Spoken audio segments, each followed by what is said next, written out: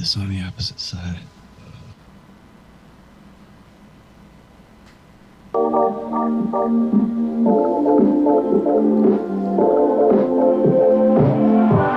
I miss that sexy smile.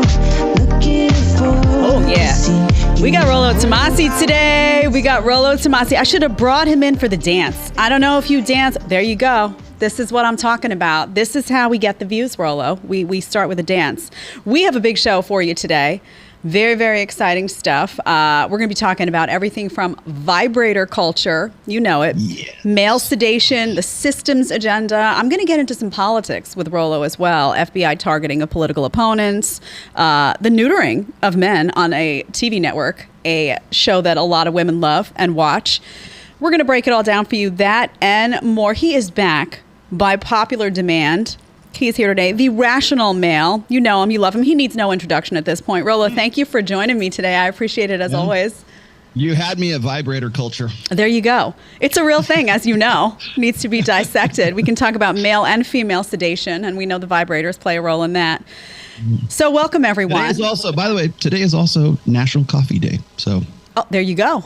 There you go. I don't have coffee, but I'm all for it. Listen, whatever. I had some grass-fed bison with an organ blend on my way here, so I feel prepared for whatever you're going to throw at me.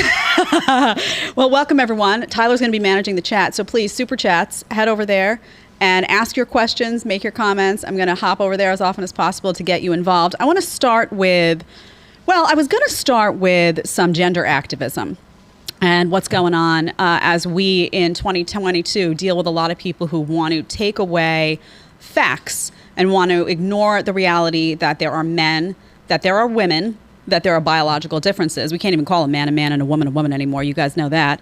I was going to start with that, but something else caught my eye that immediately made me think of you, Rollo, and it was just so convenient that you were coming on today. I don't know if you've seen this. It doesn't matter if you have or not. I'm gonna explain to you what happened here and to the audience. There was an interview with Olivia Wilde. She's an actress, very, very famous. If you don't know her, take a second, look her up. You'll see her face. You'll know exactly who we're talking about. And she did an interview with Interview Magazine with director Maggie Gyllenhaal. And she gets into Rollo's topics that he focuses on all the time. It was kind of fascinating. So she starts talking about this character in a film that she did that they based on Jordan Peterson. Rollo, I want you to take a listen to this interaction, and then you're gonna be chomping at the bit to get involved and to give your take on it. So give me a second. I'm going to read through this for you and for the audience. So Wilde says, terrifying. We based a character on this insane man, Jordan Peterson, who is this pseudo-intellectual hero to the incel community. You know the incels? And Gyllenhaal says, no. Wilde says, well, they're basically disenfranchised, mostly white men. Gyllenhaal says, oh, right. And Wilde says, and they believe that society has now robbed them, that the idea of feminism is working against nature, and that we must be put back in the correct place. Gyllenhaal then says, well, they must be psyched. Things are going really well for them. And Wilde says, yeah, they're actually succeeding in many different ways. But this guy, Jordan Peterson, is someone that legitimizes certain aspects of their movement because he's a former professor, he's an author, he wears a suit. So they feel like this is a real philosophy that should be taken seriously. So Rollo, this is a dig at incels. This is a modern feminist interpretation of the incel community. Please don't hold back. Let's hear it. Yeah. Okay. So I am already very familiar with this. I forget the show host's name, but he is the guy who is the host of Good Morning Britain, I think it was. I'm not really sure. Somebody can dig up his name. I wanted to say it's not McGinnis. Who was it? I forget the guy's name. Anyways, he was let's see, Jordan Peterson was on an interview show with him, and they were talking about exactly this. Is it Piers Morgan? Is that who it is? Piers Morgan. There you go. So Jordan Peterson was on with Piers Morgan, and he had this really tearful kind of tearjerker moment when Piers brought exactly this topic up, right? Said, well, how do you feel about that, right? And I was watching this. I'm like, how is Jordan Peterson like the prophet of the incels, because it blew me away, because I've been following Jordan Peterson since like 2017. Anybody who knows anything about me, I've already locked horns with Michaela Peterson on several occasions. But how he is portrayed as sort of king of the incels is beyond me, considering that there's so much video and so much footage of him, especially, denouncing, MGTOW, denouncing MRAs, denouncing the red pill, denouncing help me, for forever. I mean, I can, and I don't want to use the word this early in your show, but let's forced sexual copulation, right? Let's just call it that for right now. Any guy that is like running game, or any guy who is not chosen by a woman who's trying to deceive women into liking him, he is, basically the equivalent of an, let's say, e-parist. And so when I see that, I'm just like, I'm mystified by this, because it's almost like Jordan wants to own it for a bit, but then he's really kind of agonizing over it as well. I think so that's one aspect of it. I think it's sort of like misdirected fire on the part of this director. What's her name? Maggie Gyllenhaal. Oh, Gyllenhaal. Okay, so when I have to watch this thing, so I have to figure out like who's the villain is, right? And I think it's interesting that we are basing like our villainous characters, or the bad guys, are now no longer like the Russians or the Afghans or the terrorists or whatever it is, just name it. Now it's the incels get their moment to be the Hollywood bad guys now. And it's like, who is it okay to hate? Who is it okay to, throw stones at? And apparently it's the quote unquote incel community. And so what is incel? An incel is an involuntary celibate. They've been around forever. Prior to being called incels, they used to be part of a movement called the True Forced Loneliness movement, way back in like 2010 or 2012. And so now the term incel is kind of like this catch-all, like insult, I guess, a derogatory term for guys who just don't get it. They don't get laid. They're perma virgins, right? They're the losers in high school. And we have this nice, cute little internet word for these guys right now. And I think what's frightening a larger whole of society is the fact that there's a lot of these guys, and I think they've always been around. It's just that we're more aware of them now in the social media age, because these guys now have a platform and they now have forums, and they can all commiserate together. And so I think a lot of what I talk about in the manosphere and in red pill spheres, let's just say, gets confused with like, oh, these are the incels. They're dangerous. They're gonna go and drive a truck through a yoga studio and kill all the women in there. There's this really sort of, I think, way overblown panic about these guys, because I would say like 98% of them, 99% of them are entirely harmless. They just simply want to commiserate over their lot in life and find a way to sort of pull themselves out of it. And it's kind of difficult for them to do that in today's, data age, because there's so much, like I said, commiseration. And so it's like this self-repeating sort of negative feedback loop that these guys get into.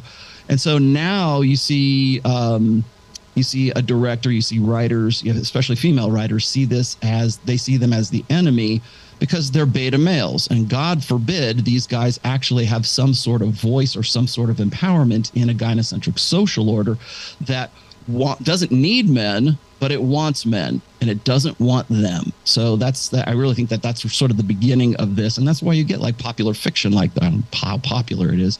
But you can also find those narratives in things like The Handmaid's Tale on, I think it's on Hulu. Handmaid's Tale. Yeah. I'm watching it now, actually. There's all these sort of like female empowerment fantasies that are really blowing, especially Handmaid's Tale right now, that are really blowing up because this is the midterm election year, and it's all politics or gender politics right now. That's why you're hearing about this. So I go and I see like there's a very old meme or a very old photo of Lenny Kravitz that's kind of making the circles once again, that he posted back on International Women's Day on March 8th, 2019, and now it's suddenly resurfacing in 2022. The reason for that is because we're going to have I guess the National Organization of Women and the UN Women's Society or whatever have planned I think it's from the 7th to the 9th of October. There's going to be this big worldwide march for women's rights and women's issues and abortion and this and everything else, all things women. So really what it is, it's sort of what I call tilling the fields. They're seeding sort of this sentiment so that when they get to that point prior to the November elections, it'll be like, okay, ladies, make sure you get out there and vote, because if you don't go out there and vote, then, abortion is going to be what it is, and women are losing rights left and right. And so therefore, if you don't get out there, it's going to be a failure on the part of women, because women are the ones who basically decide elections, really, since you could say 1920s, but certainly since the post-sexual revolution generations. Mm-hmm. Yeah, and let's be clear about what that is. When you talk about the National Organization for Women, you talk about these women's marches. These are pro-abortion movements at large.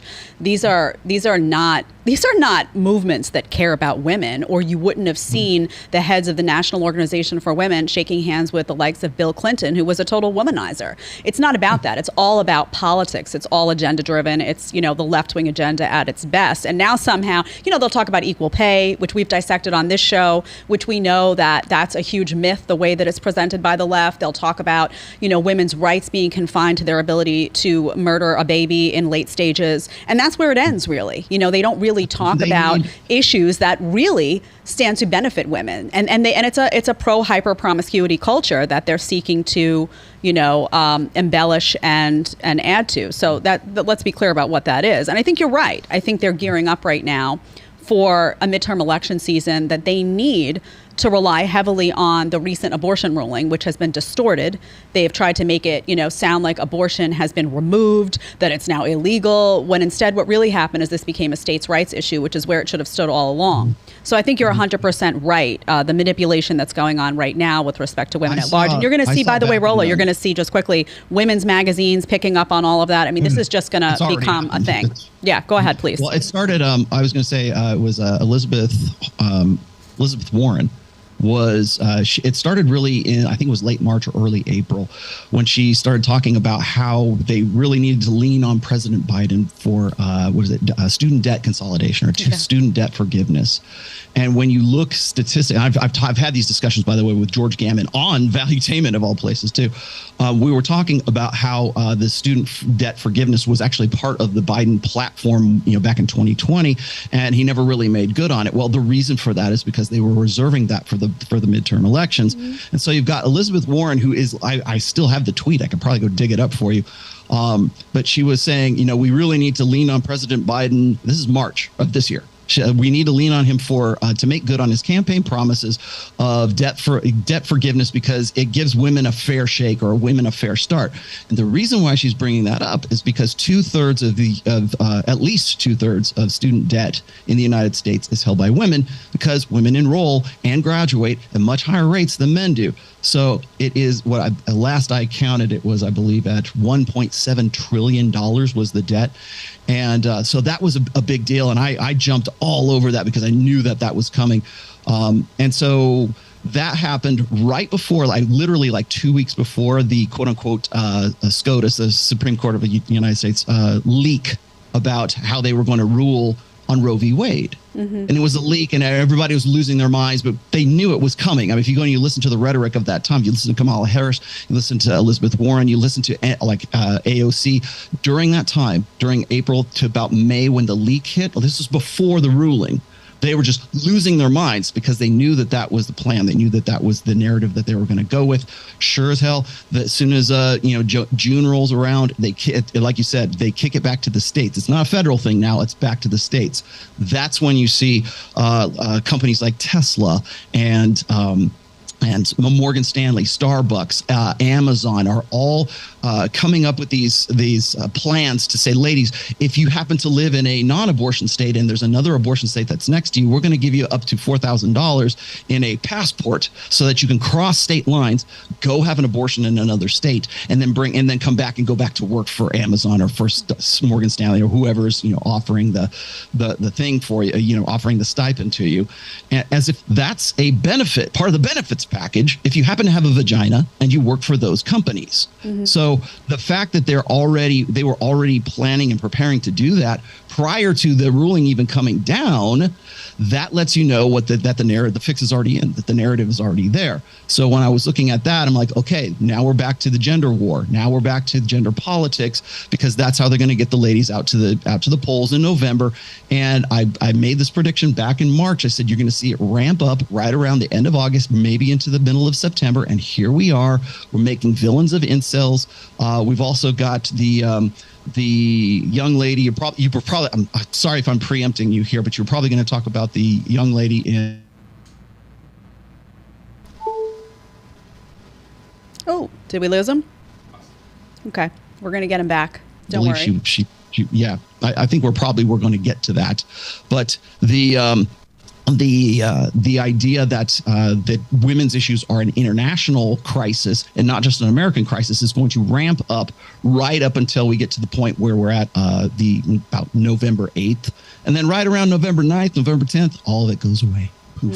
Yeah, and it's interesting. You were talking about those companies that are going to great lengths now when it comes to abortion and female employees. It's interesting. A lot of those companies didn't step up to the plate when people were forced to get an experimental vaccine that their own doctors advised against. They weren't rushing to make arrangements for those people to keep their jobs. Fascinating to watch politics on display. So you brought up gender politics, and I think that's really interesting. And you're going to now see all of these things, I agree with you, come out targeted toward women. And I think that's really fascinating from the same people that find it offensive to label a woman these days and have such a hard time with saying biological male and biological female. I really don't understand how they make the case for women's rights if they're uncomfortable with the word woman and what that actually means biologically and otherwise. So I want to get into a little bit of that with you, because a large part of what you talk about is grounded in the reality that men are men, women are women, they're different. What do you think this newfound embrace of gender activism and gender fluidity, and a man can become a woman and a woman can become a man, and people can wake up every day and identify as something different? What do you think the goal is here with people who are really advocating for that right now? The goal, okay, so there's the personal level, and then there's sort of like the socio-political level here. I think on a personal level, men and women want to feel special in some way. It's no longer enough to be homosexual to make you special. Now you've got to be transgender to be special. There has to be some sort of something that makes you unique, and there has to be some sort of tribalism that's attached to that. And in order for that to be effective, you have to convince a society at large to play along with your psychosis. And that's really what it is. When we look at how gender is defined, we say, I've heard, of course, you've probably done videos on the Matt Walsh documentary on what is a woman, and he goes out. Really, I have mixed feelings about that documentary, simply because it seems like it's really kind of red meat for conservatives on some level. But on another level, it illustrates the fact that Western societies as a whole have adopted the language of this woke leftist idea. Well, it's really ideology. It's really a religion if you think about it, because it has all the hallmarks of religion. But when you look at what it is founded on, it is based on three things. It is based on the blank slate, that everybody is like, we're all just blank slates, and everything is social constructionism, and that gender is a social construct and not a real, material, objective, biological definition. And on top of that, then you've got the emotionalism aspect of this entire thing. So those are the three legs of the stool. And if you kick out one of those legs or all of those legs, everything else comes crashing down. So if we're going to talk about like gender identity, if they don't have the blank slate, if they don't have social constructionism, and if they don't have this over-reliance on emotionalism, all of their identity that has been built up to that point, they have to reassess.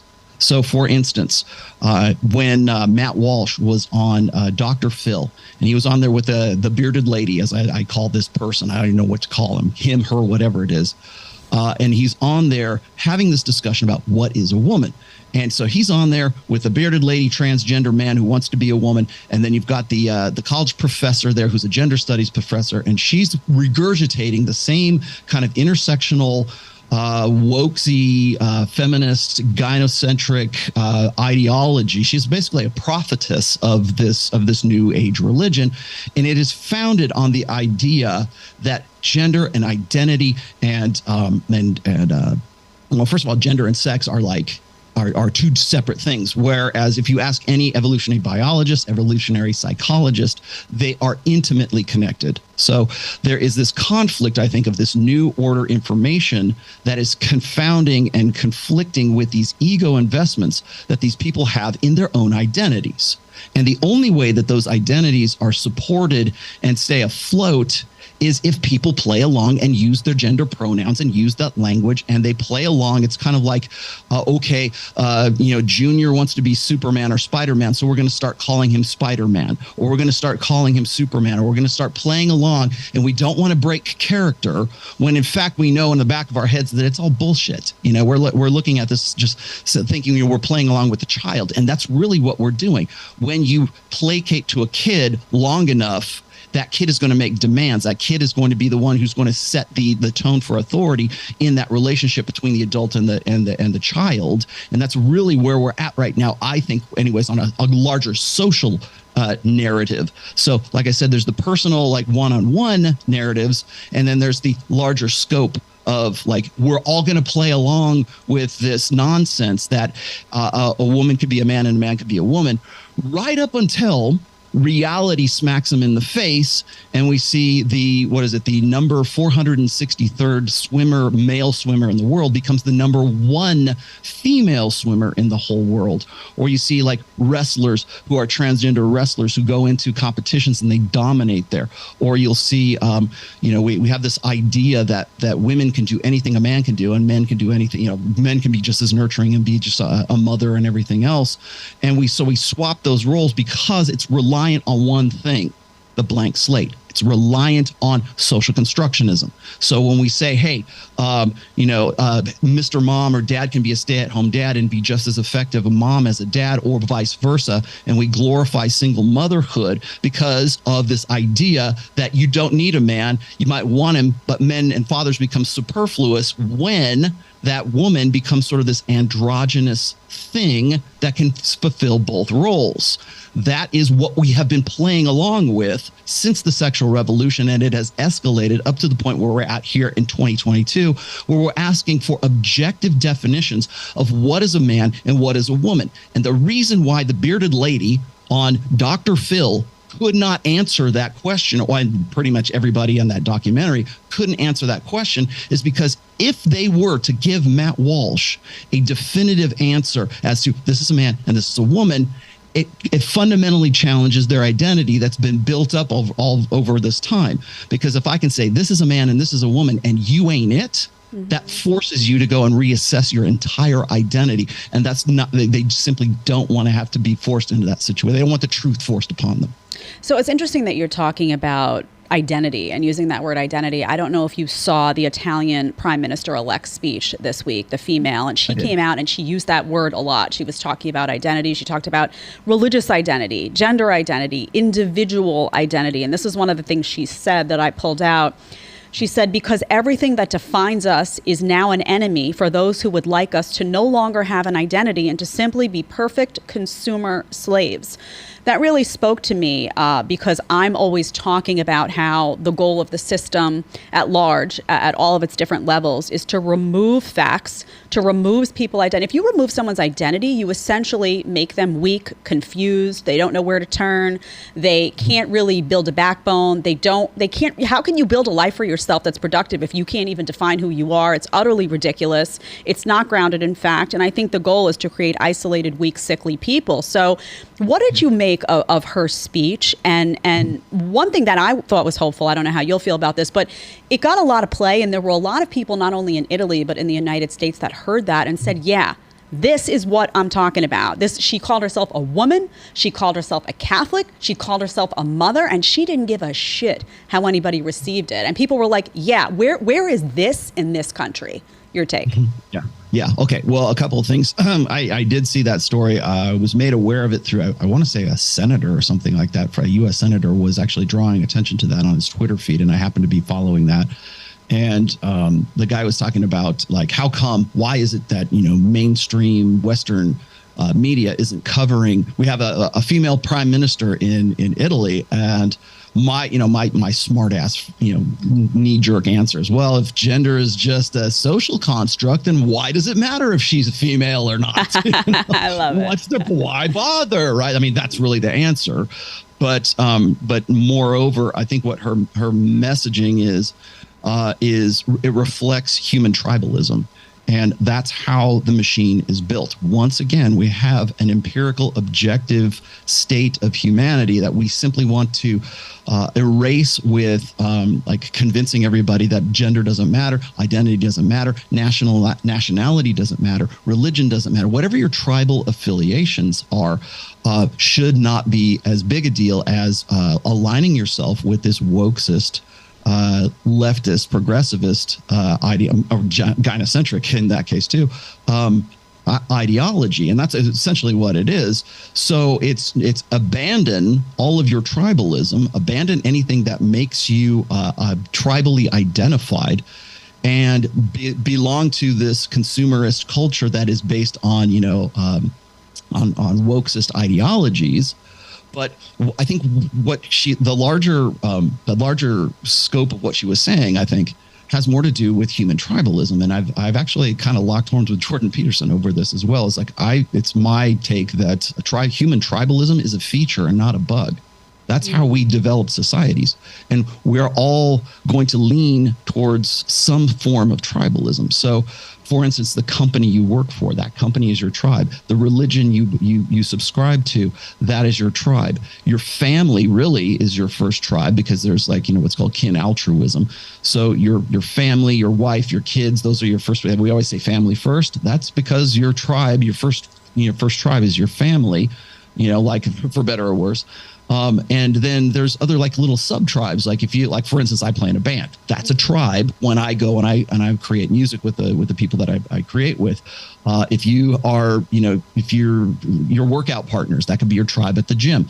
Human beings form tribes. Even if you're on, playing World of Warcraft or something like that, you've got your clan, or you've got your group that you go out and raid with, or whatever it is, whatever your game happens to be. The human beings will naturally form tribes, but yet we live in a culture that says no, you're not supposed to do that. You're only supposed to follow this narrative. And as soon as you start building tribes and you start building tribal affiliations, no matter what it is, like I said, it could be ethnicity, it could be religion, it could be gender. there's the team woman, the sisterhood uber alles, and then there's the manosphere, that could be your tribe, and then there's even sub tribes from within the manosphere itself, and sub tribes in other areas too. So I think it is foolish to in any way try to form a society, organize society that in such a way that doesn't acknowledge human tribalism and doesn't acknowledge the human machine and the objective empirical truths of the differences between men and women, first of all, but also just simply between the fact that humans, the reason why one of the reasons anyways, why we're the apex species on this planet is because of that we're social animals and we form tribes. That's why, for better or worse. I'm not saying they're great. I'm not saying they're bad. It just depends. That's just the way the machine works. And when you have a social narrative that denies that or tries to profit off of convincing you that shouldn't exist, that's when you have problems. Because people will cling that much tighter to whatever tribe it is that they happen to belong to. There is something deeply sick, though, that's going on now in terms of this gender stuff. That, I used to be a live and let live type of person. And I'm one of those people that's like, hey, you're a grown adult. Choose the life you want. I don't care what you do. You want to, eat badly. You want to get a bunch of surgeries. It's really up to you. But here's the problem with that is, now with this gender activism, they're coming for kids. So now we're seeing, targeting of children. You're seeing children on puberty blockers. You're seeing children 17 years old, not adults yet, getting surgeries from physicians that are irreversible, that deform their bodies. And you're seeing something like what you saw in this story in Ontario. I don't know if you saw the photo. I'm sure you did. Biological man in Canada, teacher, goes to school, puts on giant prosthetic breasts with nipples popping out, And the school is defending this guy, saying, well, this is just, we're defending gender rights, as they claim. Yeah. So this is concerning at a different level, because it's one thing when it was live and let live, and it's another thing when you're sending your kid to school, and this is deep sickness that's going on now that they have to be exposed to, and institutions are just not going to stand up for what's right because they're more concerned with allegiance to wokeism than to allegiance to truth. So when you see that image, I mean, what do you think? Like, what comes to mind? I'm like, I don't even know what to say anymore. I just think we're a really lost society at large. In my fourth book in religion, I actually covered this. I said we're at a turning point, I think, right now. But I don't think enough people really realize this. I would say it really kind of started back in the early 2000s. But we're at a turning point right now where we have, like technologically and sociologically, we're globalizing. I always talk about the global sexual marketplace, but we're globalizing in a lot of other ways. And what is being exported globally is this wokesist, progressivist ideology that this is really this, the all is one, emotions first, feels before reals. Like I said, social constructionism, everything that we kind of like. I mean, name the issue that conservatives generally have a problem with.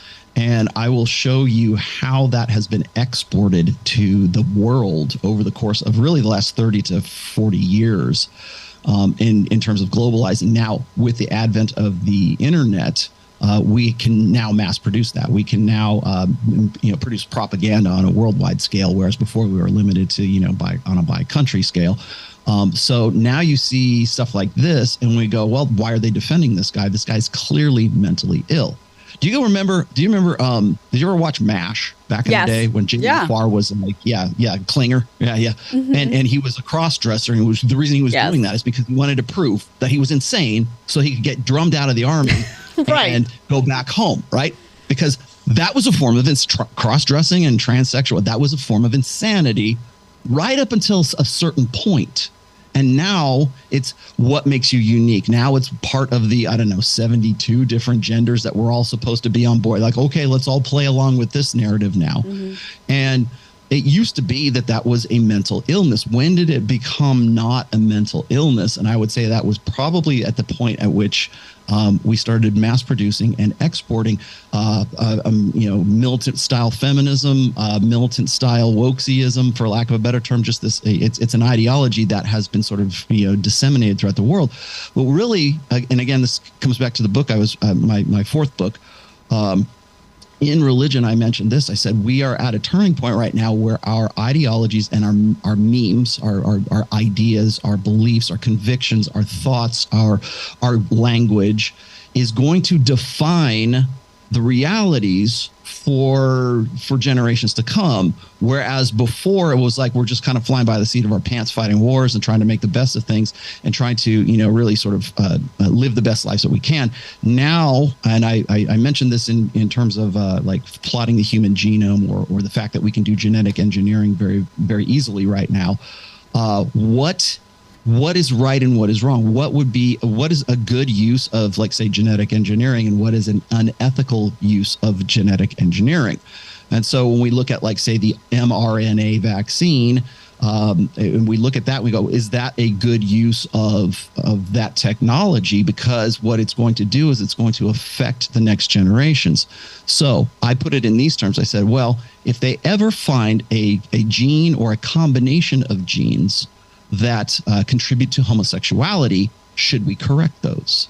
Because that's an ideological question, not a technological question. If we found out, hey, we can turn off the gay gene and everybody will be heterosexual, should we do that? Mm-hmm. It's the same thing as like Down syndrome kids. We can eliminate Down syndrome because it's a genetic thing. If we could turn that off and ensure that there will never be another kid with Down syndrome ever again, should we do that? Mm-hmm. And it's the should part. It's like, what's the best practices? How are we going to, like, and really comes down to the ethics and the morality or whatever it is, like the judgment call of the people and the ideas at that particular time that are going to set. So in the future, like, how come there's no more, homosexuals anymore? How come there's no more kids with Down syndrome anymore? How come there's no kids with bad eye have to wear glasses anymore because we've corrected that? Mm-hmm.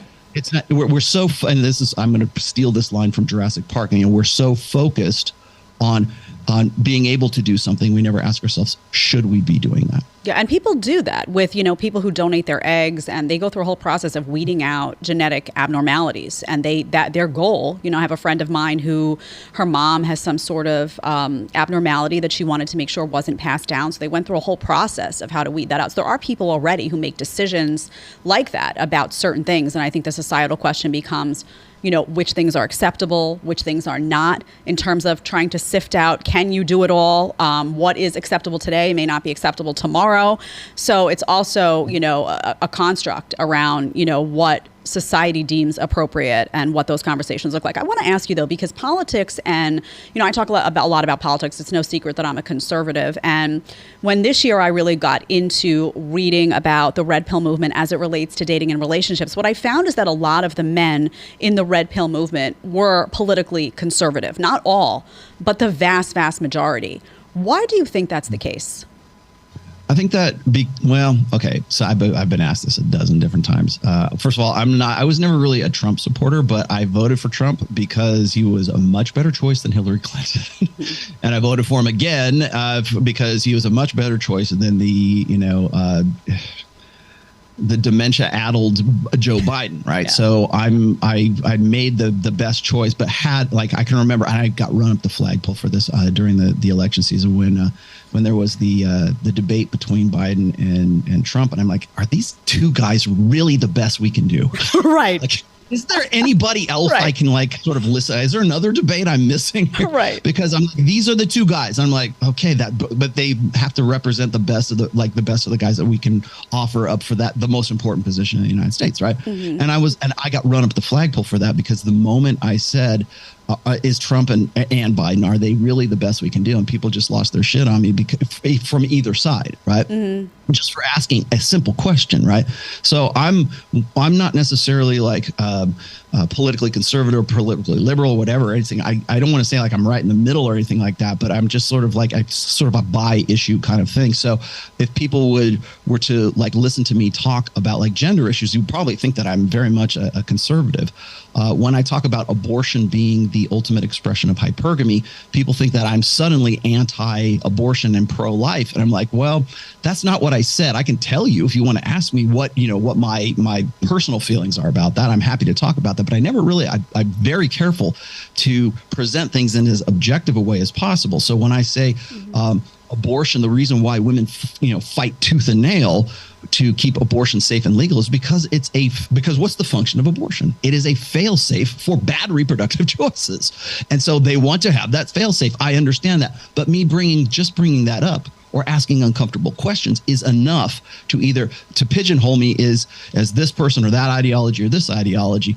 And I think that when it comes down to having an objective empirical understanding of just our reality, when especially I was saying, the blank slate and social constructionism, all of that is really being challenged by the data that is easily accessible today on the internet. I'm not a doctorate in anything. The books I've written have been I've been able to do them because I have, access to, digital publishing, publishing on demand. And I also have access to the internet, and I have access to the same research that guys like Dr. David Buss and, Jordan Peterson and everybody else has access to. I'm just connecting dots. And really, when I do that, people think that because I connected these dots or I made these associations, that must mean I'm ideologically or politically this way or that. I try to be very careful not to do that.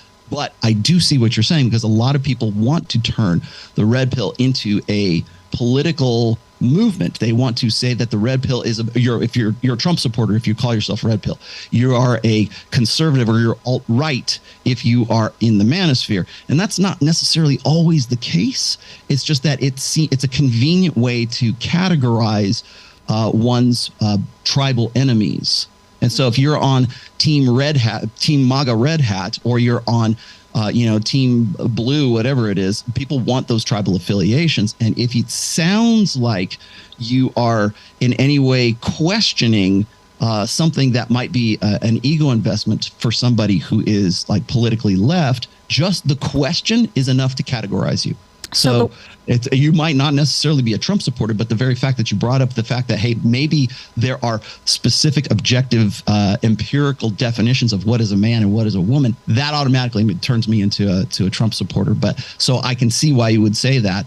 I think probably from just from the manosphere perspective, a lot of the questions and a lot of the conversations tend to lean, I think, politically right, simply because the right of all things seems to be the more empirically, reality, objectively rooted side of thinking about things, rather than the delusional side of the emotionalist, socially constructed side of sort of interpreting my truth versus the truth, and the truth or the objective truth versus like, oh, that's just your opinion, that's just how you're living, man, that's just, live out your truth kind of thing, like let your freak flag fly.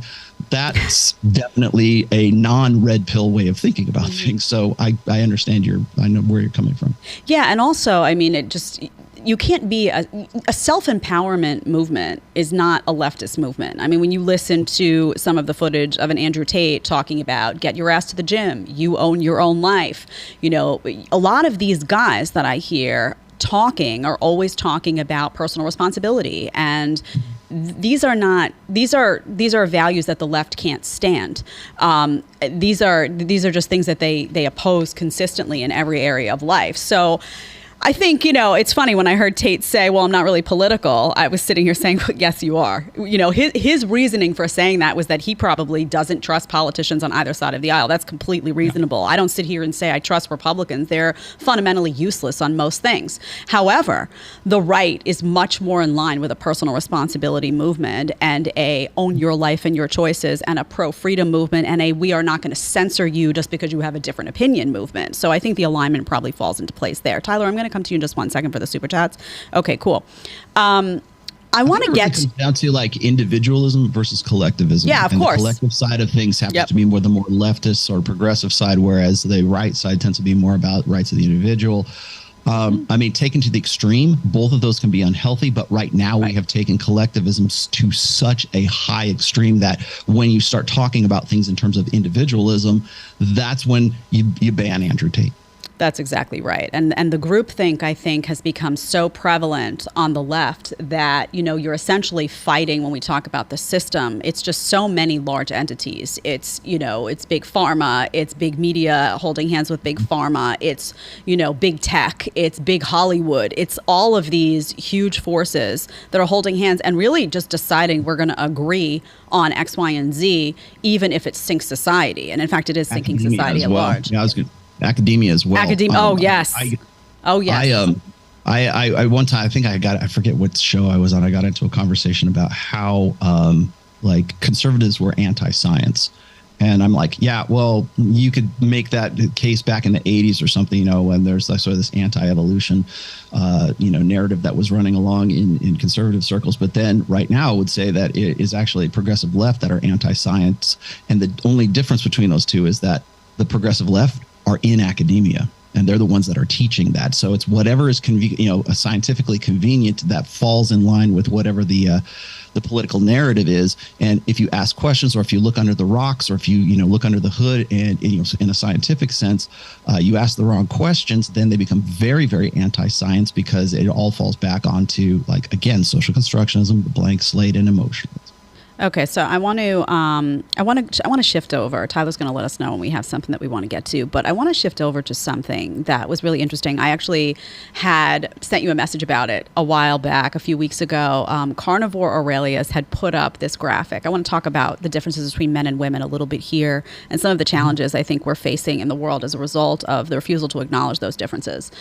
And the chart had said the 9-to-5 work schedule is made for men who have a constant hormonal output throughout the month. Women, on the other hand, have a 28-day cycle with very different energy levels, creativity, mood, motivation. Ladies, it's okay if you don't have the motivation to work hard every single day. Of course, he got a lot of heat for pointing out, and you can see that the top is female, the bottom is male, and they're just pointing to the reality that, and any woman out there can attest to this, that you go through all sorts of stuff throughout a month. I've been covering this as it relates to fitness as well, and digging into how women are not made to exercise the same way throughout the month, because, again, our bodies are designed to go through these things to be able to carry a baby and birth a baby. And so there's a lot of ups and downs. So I want to ask you just about a society. What happens in a society that refuses to acknowledge these basic things? What happens in corporate America? Is this why you have an increasing number of just unhappiness across the board as corporate structures seek to satisfy, gender inclusion, as women, find themselves on these paths where they're supposed to do X, Y, and Z, but biologically maybe they're not meant to do that exactly the same way that a man does? Just talk to me about some of the implications of ignoring reality.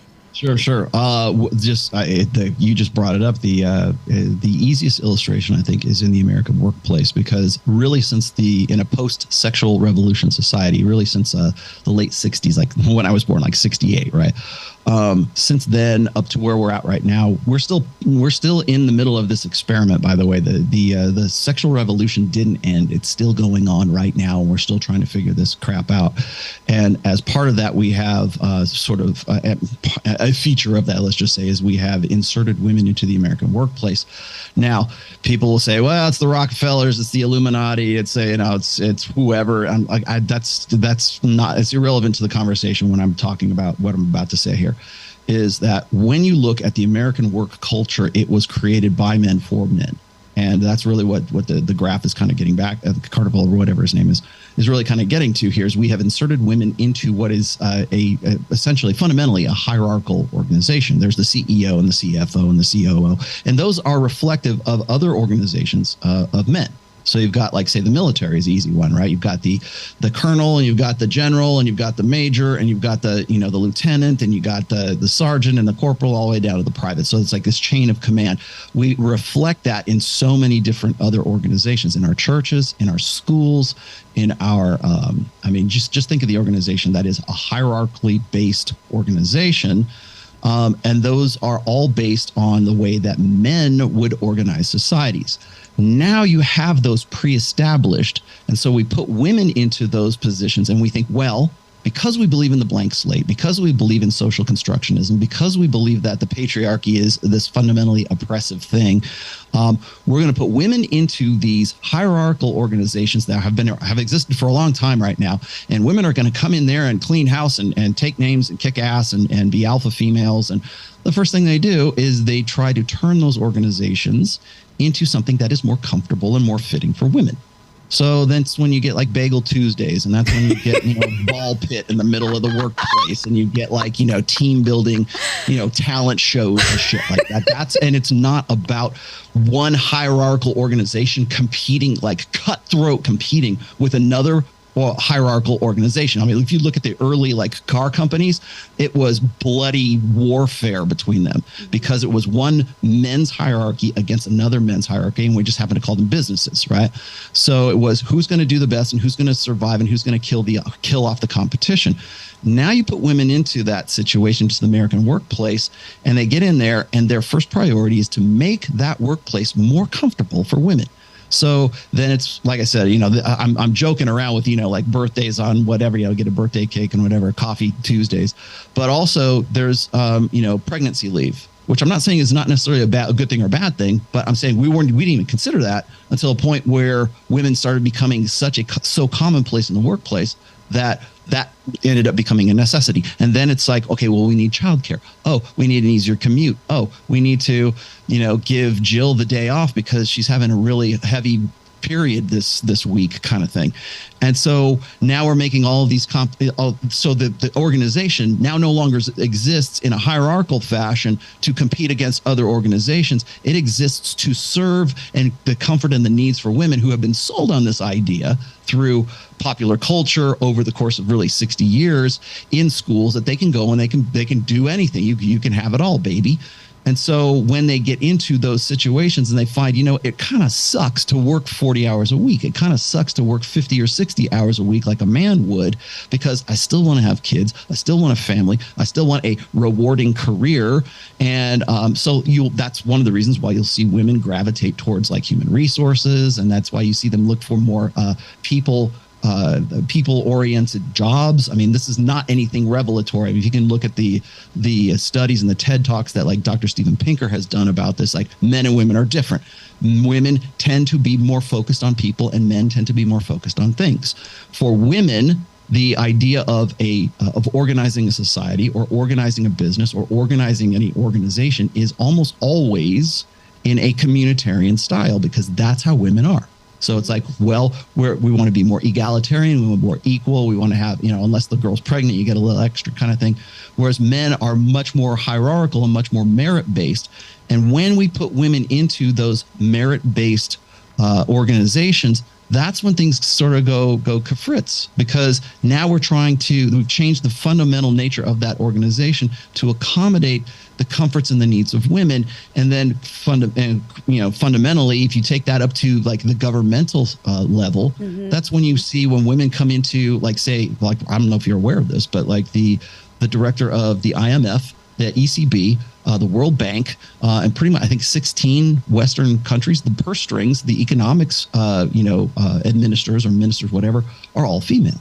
And I had this conversation with George Gammon once again on Valuetainment, and I said, we're going to find out what a globalized society looks like when women organize that globalized society, because now they're the ones that are. It's not about earning the money or the gender wage gap. It's less about who's earning it and who's spending the money, who's allocating the funds, where are those funds going.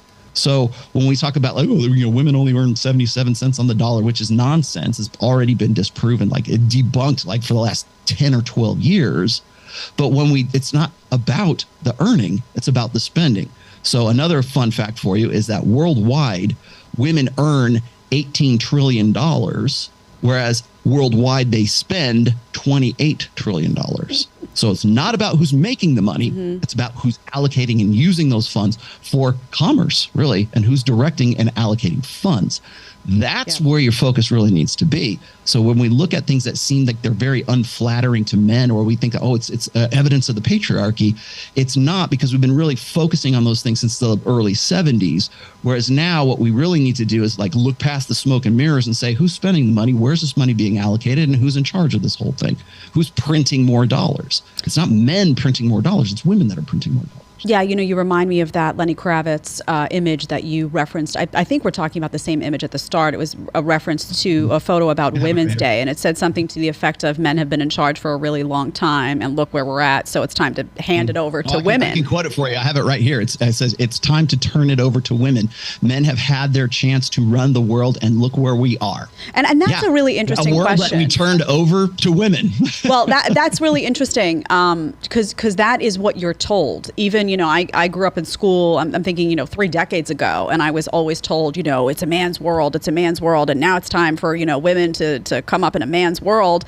And I look around and I look at, fashion magazines, and I look at, media, and I look at, the messaging that goes on, and I'm like, are men really running things? I know the perception is that, because you look in Congress and you can look at, there's more men than women. But in terms of actually messaging that's being put out there and priorities, and I mean, if you had a march, a men's march, the size of the women's march, I mean, can you imagine how that would be portrayed? That would be frowned upon. That would be, can you imagine how the media would spin and cover that? So is it really, my question to you is, what do you say to people who say it's still a man's world? Okay, so they're actually, I'll tell you something. Here's an interesting comparison. The International Men's Day is actually a thing, and it's in November, and I can't remember. I want to say it's November 17th. I'm not really sure. There is actually a Men's Day, but whenever men are only ever celebrated in the media when they don't act like men. Yep. when they act more feminine, when they put on a tutu and they dance with their little boy to this theme from Frozen, right? That's when they're celebrated. When they act feminine, when they do something that is when it's The Rock playing the Tooth Fairy. Oh yes, a golf clap. We love you, Rock. Oh, you're so great, because he's acting out of masculine character, right? That we'll celebrate, but we don't celebrate when men go to war. We don't celebrate when the floodwaters start rising and we need men to sort of save, Aunt Pearl from the rising floodwaters. We don't, that's not a celebration. We only really recognize men or masculinity when it's not masculinity, when it is something that is sort of goes counter to what would be a conventionally masculine, behavioral traits, let's just say. So when you look at like, say, International Men's Day, it's always about men must do better because women need you to do better. You need to solve our problems. And so we need you to be better men. Or if you go and you look at, like, say, in any church, really, any conventionally Christian church, if you look at the difference in sermons between, say, Mother's Day and Father's Day, Mother's Day is like, you're a hero, you're a single mom, we love you, girl, you're doing the work of 10 men. Men are just superfluous. We need more, fathers, but like, you can do it all. And then when Father's Day rolls around, the sermons are all about do better. Do better. You need to sack up and be a better person, kind of thing. And it's been that way for, I would say, at least 40 years, going on 40 years right now, if not 50. And so just the narrative alone right there should tell you what our attitude is towards men versus towards women. For instance, we're about to roll, like, what is it? So today's the 20. So in 2 days, the NFL will start wearing pink because it's the month of October. And that is Breast Cancer Awareness Month. And I'm not saying that they don't, breast cancer doesn't deserve its own special month. I'm sure it does. But we don't have a prostate cancer awareness month for men, which basically kills more men than it does women. We don't care about that. Men kill themselves, commit suicide, depending on whose numbers you are looking at, anywhere between 3.5 to 5 times as often as women do, successfully kill themselves. And we call it deaths of despair. And whenever a gynocentric social order is confronted with those simple numbers, again, asking the simple questions, what's the response? Well, if men were less toxically masculine, then I guess they wouldn't be killing themselves. Now, would they? If they were more like women, then they wouldn't be suicidal. So to be a more perfected human being is to be more emotional and to be more feminine. So really, the only way to be a human is to be feminine. Yeah. So when we talk about, like, dehumanizing people, we are dehumanizing men for being men. And we teach our little boys to gender loathe, it's better to be a girl than it is to be a boy. And I'm going to quote Camille Paglia here. We raise our boys as if they are defective girls. The problem is those little boys who are defective girls grow up to be men who are defective women. And then we complain about it and go, oh, well, men need to sack up and take responsibility, and they need to, they're all soft and they're all wussies and they're all incels, and we're going to blame it all on Jordan Peterson and he's their freaking spiritual god, right? Yeah, I would cry too, Jordan. You have my sympathies. That's like, you can't win. You can't win on that narrative, and the main reason behind that is men are the sacrificial, disposable sex, whereas women are the vulnerable and protected sex. Eggs are expensive, sperm is cheap, and that's the kind of microbiological scale for that. But when we scale that up to a personal and social level, men are disposable.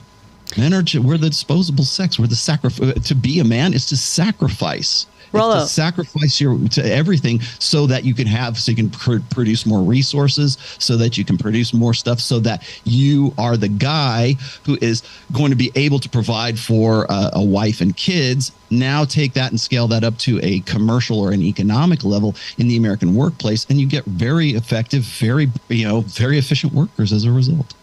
Rollo, a feminist out there is going to make a lot of money making a T-shirt out of eggs are expensive, sperm is cheap. That's not a bad slogan. I'm just telling you right now. I want to, pivot from what you said a little bit about what is celebrated, what traits are celebrated in men. And it's really interesting. I watch, the horrific show called The Bachelorette, and people always say, Jed, why do you watch that? Because I think it's really fascinating to watch this. I love because it's really important, I think, to see what society elevates, and I have these conversations all the time, and for me it feels like a guilty pleasure, but also it feels like great research, because what's interesting. The Bachelor or The Bachelorette? I watched it. So I watched both, but I watched The Bachelorette. And what was fascinating to me this season, they had 2 bachelorettes competing for a whole bunch of guys. And you really, once you're tuned into this stuff, you really start to see that the guys that are celebrated are nauseating. I mean, they're just like, what can I do for you? Whatever you need, walk all over me 16 times. It's okay. I know I'm here for you. It's nauseating. But what was fascinating this time, we covered it on the show, is that at the end, there's this whole fiasco that emerges with one of the couples, and they leave the show, and the guy they wind up in some type of problem. They're going back and forth. At one point, she's saying, I don't know if I can wear the ring. Who really knows what those conversations look like? Anyway, he goes out, he winds up making out with another girl. He's deeply apologetic. He says it a million times, and she decides, it's not for me. I can't do this anymore. Fine. Okay, cool. You saw it as cheating. No problem with that. But what they did to this guy on the set of the show, they really just figuratively castrated him. He sat there while the audience, full of women, whole female audience, was moaning and groaning. They clapped for her. I mean, the girl all but walked on water. She was like the second coming of Mary. And he just sat there apologizing over and over again. At the end, they bring in another guy from the show. She walks off stage with him, and this idiot is just sitting there like, oh, I guess I'll just get up. That the Scarlet Letter moment. I did. And I called it. I couldn't believe it. But what was really shocking to me after I absorbed, okay, this is the Bachelorette franchise. I see what they're out to do. Obviously, they're out to, make men think that, oh, this guy was evil and she was amazing. She did nothing wrong. But what was most stunning to me is that guy was so afraid of being labeled cheater or having to face the wrath of that audience. Why didn't he stand up and just say, listen, I don't need to take this. Like, I made a mistake. I owned up. I'm out. Pull that mic off and get off the stage. I was waiting for that. Was the kind of moment I would cheer for, not because I'm condoning cheating, but because at some point, why are we allowing this blatant disrespect? And think about it if it had been flipped. If that had been a woman that had been disrespected, even if she cheated, she had been disrespected like that with a full-on male audience, that would never be tolerated in media. So what do you think? My question to you is just a larger question about media and the role that media plays in just this neutering of guys and this acceptance we have now that it's okay to humiliate men differently from women. It's okay. Not only is it okay, but it's celebrated. And that men are supposed to sit down, shut up, and take it at all costs. Now you're back. Go ahead. Yeah, no, just the idea that men it's acceptable to humiliate them. It's celebrated to humiliate them, and that they're supposed to sit down, shut up, and take it, and not defend themselves. And that's the new norm. Your thoughts? Yeah, I was going to say popular fantasy, like any kind of narrative, any fiction that is written like by women for women has that theme in there. That's why like The Handmaid's Tale is so popular for women right now, because it's like this. It feeds into this sort of, I want to say, like species level, hindbrain level fear of having sexual selection removed from women, and then like by an unworthy guy. It's one thing if it's like Jason Momoa, who is a dominant masculine man, or it's like a 50 Shades of Grey. The reason why that was such a popular book, and it was because it was a dominant masculine guy who had a lot of resources, who was also very demanding in bed and had all the his particulars and everything else, and women just ate it up to the tune of like 65 million copies in the first month that it was published. So clearly there's that aspect, and there's that desire, but women don't want that from an unworthy guy. That's why there's such a thing as incels right now. That's why we have that nice little cutesy term for it, because if the guy's hot, women will put up with way more than they will if the guy is deemed a beta. And that's what I was going to say is, like, when you have a pre-scripted narrative like The Bachelor or The Bachelorette, it's okay to make that loser the whipping boy, right? To pillory that guy, because it confirms women's feminine intuition. Like, oh, I knew it. I knew he was a cheater. I knew he wasn't for real. I knew, like, women, you want to know why The Bachelor and The Bachelorette, they have I'm pretty sure I'm going to get my numbers right here on The Bachelor for sure. 26 seasons, 26 years. It is the single most profitable, most popular show ABC has ever done. Yep. I don't know about The Bachelorette. I think it came in, it might be in like 20 seasons or 24 because they came later. But those shows are popular because they stoke female indignation. And there's nothing that stokes indignation like, is he for real or is he not for real? Is he the real deal? Is he really an attorney and a surgeon and not a sandwich artist at Subway? Let's find out. Let's build a whole 8 episode season about this to see if he's for real or he's not. Well, at the end, when a guy who is a cheater, when a guy who is not who he's purporting himself to be is found out and it's confirmed and there's no question in anyone's mind, then it's okay to run him up the flagpole. Then it's okay to put the scarlet letter on him. Then it's okay to pillory this guy in as public a way and public a fashion as possible. And guys will pile on too, because for them, that's intersexual competition. Like, oh yeah, he's really a joke, no, but not like me. I'm actually, I would be a better selection than this dude is. So it's not just the women who are doing it. I mean, that's what starts it, but it's also guys piling on as well, because they want to set themselves apart from that loser right there, because they're still in the running and he's he's been disqualified from the sexual marketplace. Again, sperm is cheap. Eggs are expensive. There has to be some sort of quality control to see whether that guy's sperm is worth, pairing your eggs with, because eggs are very rare and very expensive. And so it's okay to have a separate standard of justice for men than it is for women. Now, that's just the Bachelorette. Now, if you go and you look at how prison sentences are issued for men versus women, there's thousands of research papers, like there's thousands of studies that have been done on this, where judges will give more lenient sentencing to women for the same crimes than they would for men. That right there is endemic, and it is an illustration of a biological subconscious level understanding of the differences between eggs are expensive and sperm is cheap. So we're much more lenient with women in our sentencing for similar crimes than we would be for men. That can also be by order of degree, it's transferred over to the fact that this guy is okay to make fun of. This guy is okay to pillory. But it's because he's been found out as a cheater. He's been found out as being duplicitous. He's a snake in the grass, and we figured it out. So that kind of goes over into a societal level that is defined by gynocentrism. And then finally, I have to point this out. My daughter used to watch like The Bachelor and The Bachelorette all the time when she was here, when she was living with me. And I haven't watched it in ages, but like when she was here, she would watch it all the time. And I said, you realize this is scripted, right? Yeah. And she's like, well, no, I mean, there's a lot of stuff that goes on that's kind of like natural and kind of. I go, dear. I said, honey. I said, there is too much money involved in this for it not to be scripted. But that even makes it worse, because the people writing the script thought it was okay to put the scarlet letter on that guy, because that's what they think is going to trend. And they're right. Whenever there is a fantasy of a woman getting justice, it is always at the expense of the guy. It's never like, in fact, that's always going to be a very popular. If you want to write a hit show on Netflix for women, make them oppressed and make them, horribly oppressed by the patriarchy, right?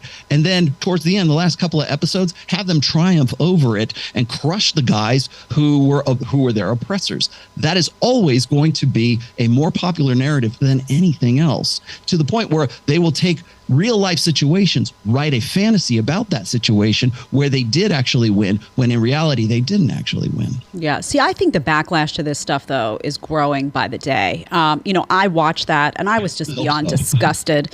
And I think it's from men, who hear about these things and say, this is ridiculous that this guy is just being neutered on stage. But I also think it's from women. I watched The Handmaid's Tale as well, and I cannot tell you how many moments in that I can see, they're trying to say essentially, oh, we're living in that time now. You remember all those women dressed in those costumes in the Trump era, and they tried to portray that society at large now was the Handmaid's Tale, because we weren't going to stand behind, as conservatives, late-term abortion for women and things like that, or abortion at all for women in many respects. But regardless, I think the backlash is here, And I don't know what percentage of the population it's in, but I think that there are a lot of people who aren't connected to Hollywood and aren't connected to big media, and maybe they don't have big microphones all the time, but they sit at home and they're like, enough. And they don't want their sons to be raised in a world that looks like that, and they're trying to do everything at the community level to combat a lot of this wokeness. I want to get to Tyler for some comments, and then I want to get back to you with a couple of questions. Tyler, can we share some from the chat? Yeah, we have a good question here. I love, they said, SK sent some money, says, I love these discussions between the two of you. A question for both of you. Can you attempt to make an argument for polyamory? Is there any utility for that today? Rollo? Okay, so I have a real problem with polyamory, and not from a moralistic or an ethical perspective, because that's whatever, again, me asking questions, I always get pigeonholed one way or the other. This is one of those instances. When I've done at least 3 different episodes on poly, and I think I've got a couple of essays on my blog about it. I think poly is seen as an alternative, like mating style, or an alternative to, like, say, marriage, because we're trying to still figure out how we're going to pair up and have babies in a post-marriage society or a post-marriage world. So when you have empowered women to the point where they don't need a man, but they want a man, well, who's the man that they want? They don't need a man to provide beta bucks, like provisioning, protection, and parental investment, because we either have the state to help us with that, or we're focusing on our career and we'll just freeze our eggs like poor Lolo Jones, right?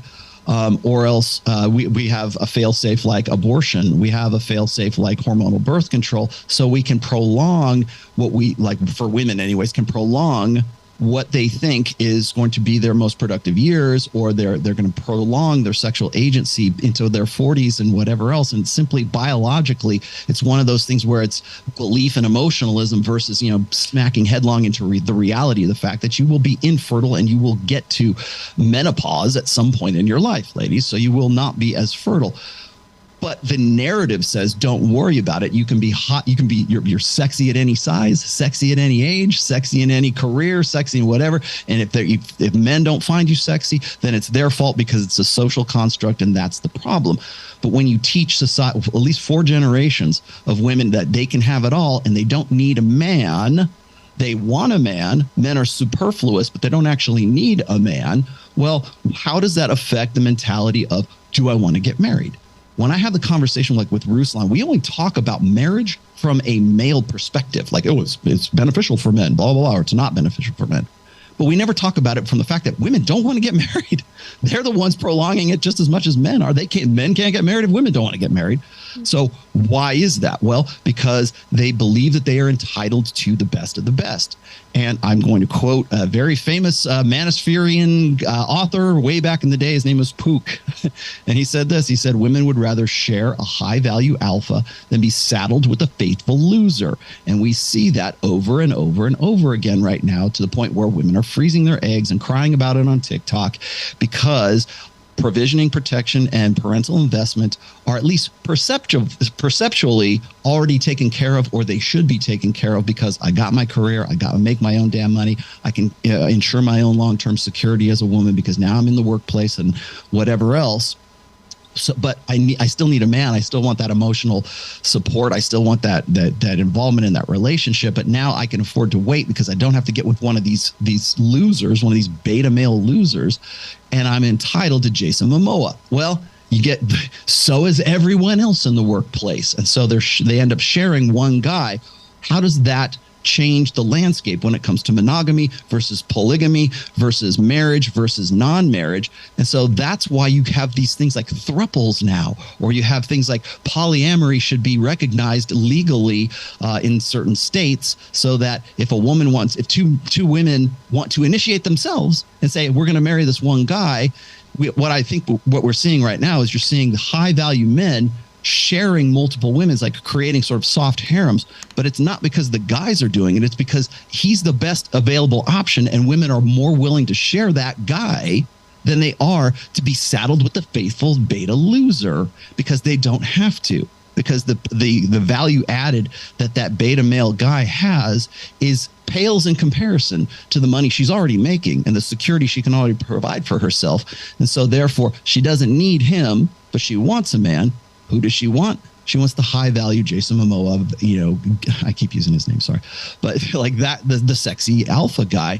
And therefore you get plans, or you get like schemes, or you get, alternative relationship styles that look an awful lot like polyamory. The problem with that is polyamory tends to lead to a lot of internal conflict, and it's no way to build a society, because most polyamorous, polygynous, I guess, societies tend to be more war-torn, and there tend to be more strife, and there tends to be more, there's no like permanency to it. That's right. So it's like you get this society of high alpha, alpha male guys who are fathering all these children. And you've got like the incels, once again, who are led by Jordan Peterson, who are grinding their teeth not because they hate women. It's because the women don't have anything to do with them, because they all believe that they're entitled to Jason Momoa in now a poly relationship, because monogamy and marriage doesn't actually benefit them materially in any way.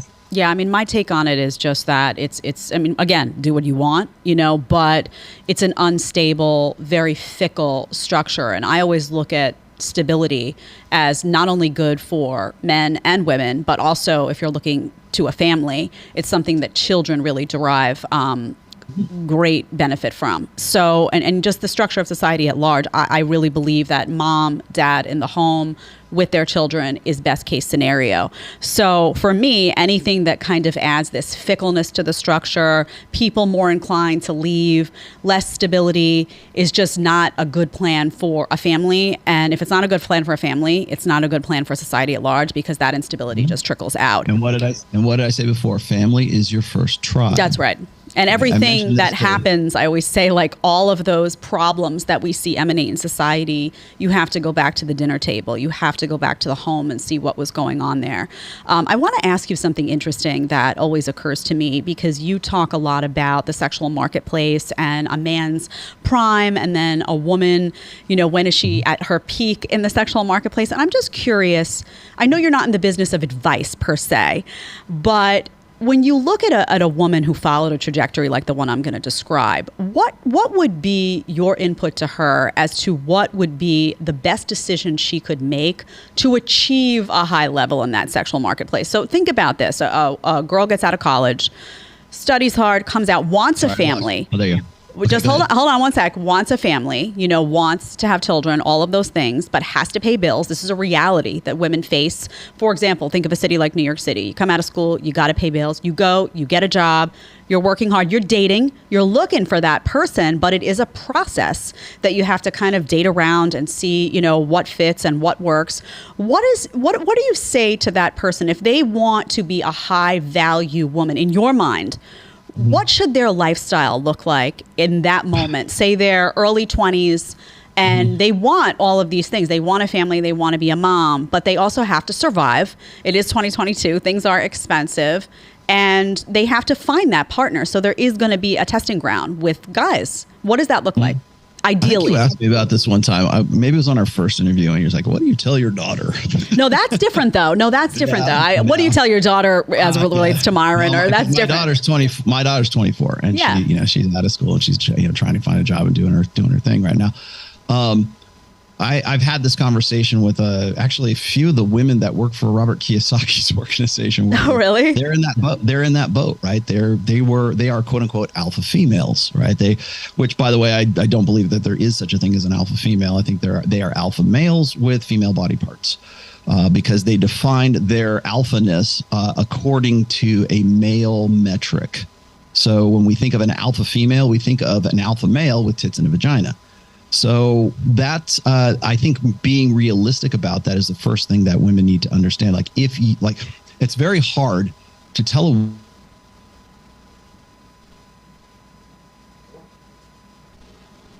We lost you for a second, Rollo. There you go. We got you back. We lost you for a second. We got you back, though. Oh, sorry.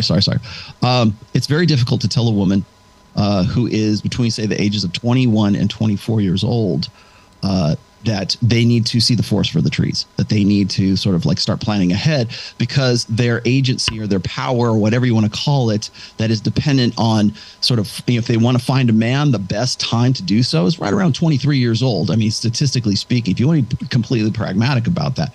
So asking a woman saying, hey, you've had all this stuff fill your head with female empowerment for so long. You need to decide right here, right now, because you're at the top of your game. Do I want to be a mother, or do I want to be a careerist? Do I want to in some way like go forward and just work on my career, or get a better job, or start my own business, or be a quote unquote alpha female? And my answer to this is it's really hard to get women to have that insight, especially when the newness of all this attention and having that they're at the top of their game, like generally speaking. Okay. At their peak of sexual marketplace value evaluation, let's just say. So you got a woman who's 23 years old, and to tell her you need to start thinking about things when what's life going to be like at 33 years old, when you won't be able to compete at the same level as you are right now at 23 years old. I'm not saying you're going to hit the wall. I'm not saying, because wall starts here, it doesn't start here. I'm just saying that you need to start thinking ahead and having that insight. It's almost impossible to tell women that when they're in the moment at 23 years old and they're getting more attention than they've ever had in their lives. But what I would say is you need to ask yourself those questions right then and there. Do I want to be a mother in the future? Because you're finding a good mate, finding a good guy begin when you're at the top of your game, not when you're cashing out of the casino at 29, 30, 31 years old before the lights come on at the club and you got to take whoever it is that you can get before the club closes. So once you're out of that, the window that I call it is like the party years, but women will call it the hoe phase, right? 18 to 28 years old. You've got to figure out sometime during that decade what you're going to do for long-term security. Are you going to depend on yourself for the rest of your life for long-term security? Then maybe that's the direction that you want to go. If not, and you want to have kids, you've got to figure it out early on, because you're now at the peak of your marketability, and therefore you can look for a guy who has better potential for a long-term relationship, as opposed to trying to do that when you're when you're trying to stick the landing, right? When you're trying to get out of the sexual marketplace at what I call the epiphany phase, like 29, 30, 31 years old. Because if you don't, you will end up like Lolo Jones at 39 years old, freezing her eggs because the Lord hasn't brought her that good little old husband and put him on her doorstep just yet. Mm-hmm. And again, it's a lack of planning. It's a lack of foresight. And I think that's next to impossible to do in the TikTok, Instagram, social media age that does nothing but reward women for not thinking about it, for not, for encouraging actually the opposite of it. So what I would say is that it's very difficult, first of all. But second of all, women need to see the forest for the trees, because that's going to set the theme of your life going forward. So when I talk to the guy or to women in, say, Robert Kiyosaki's organization, and they're 29, maybe they're 31 years old, and they're going, Rollo, I can't find a good guy. I did everything right. I did everything that society told me that I was supposed to do. I got the career. I got my degree. I'm working in Rich Dad, Poor Dad. I've got real estate investments. I've got all this money. I've got this. But I can't find a guy who wants to get on board with me and go into the future and have babies and everything else. And I go, yeah, because you become the man that you wanted to marry. Yeah. And by the way, that's not a Rollo Tomassi quote. That's a Gloria Steinem quote from 1970 that we're still using today, and it's still just as accurate today. The problem is now the context is a bit different, because there's so many women just like that who are wondering, how do I get a guy? Well, the problem is I know I tell them this as well. As I said, you need to get in touch with your feminine side. You need to, like what we've been telling guys since the 70s, you need to be more emotional. You need to be more nurturing. You need to comb your daughter's hair. You need to get in touch with your emotions and express them. And you need to be more emotional and be a female, be more feminine. And then you'll be a perfect guy for them, because you can align and identify with the feminine. Like we've been telling guys that, like I said, since the early 70s.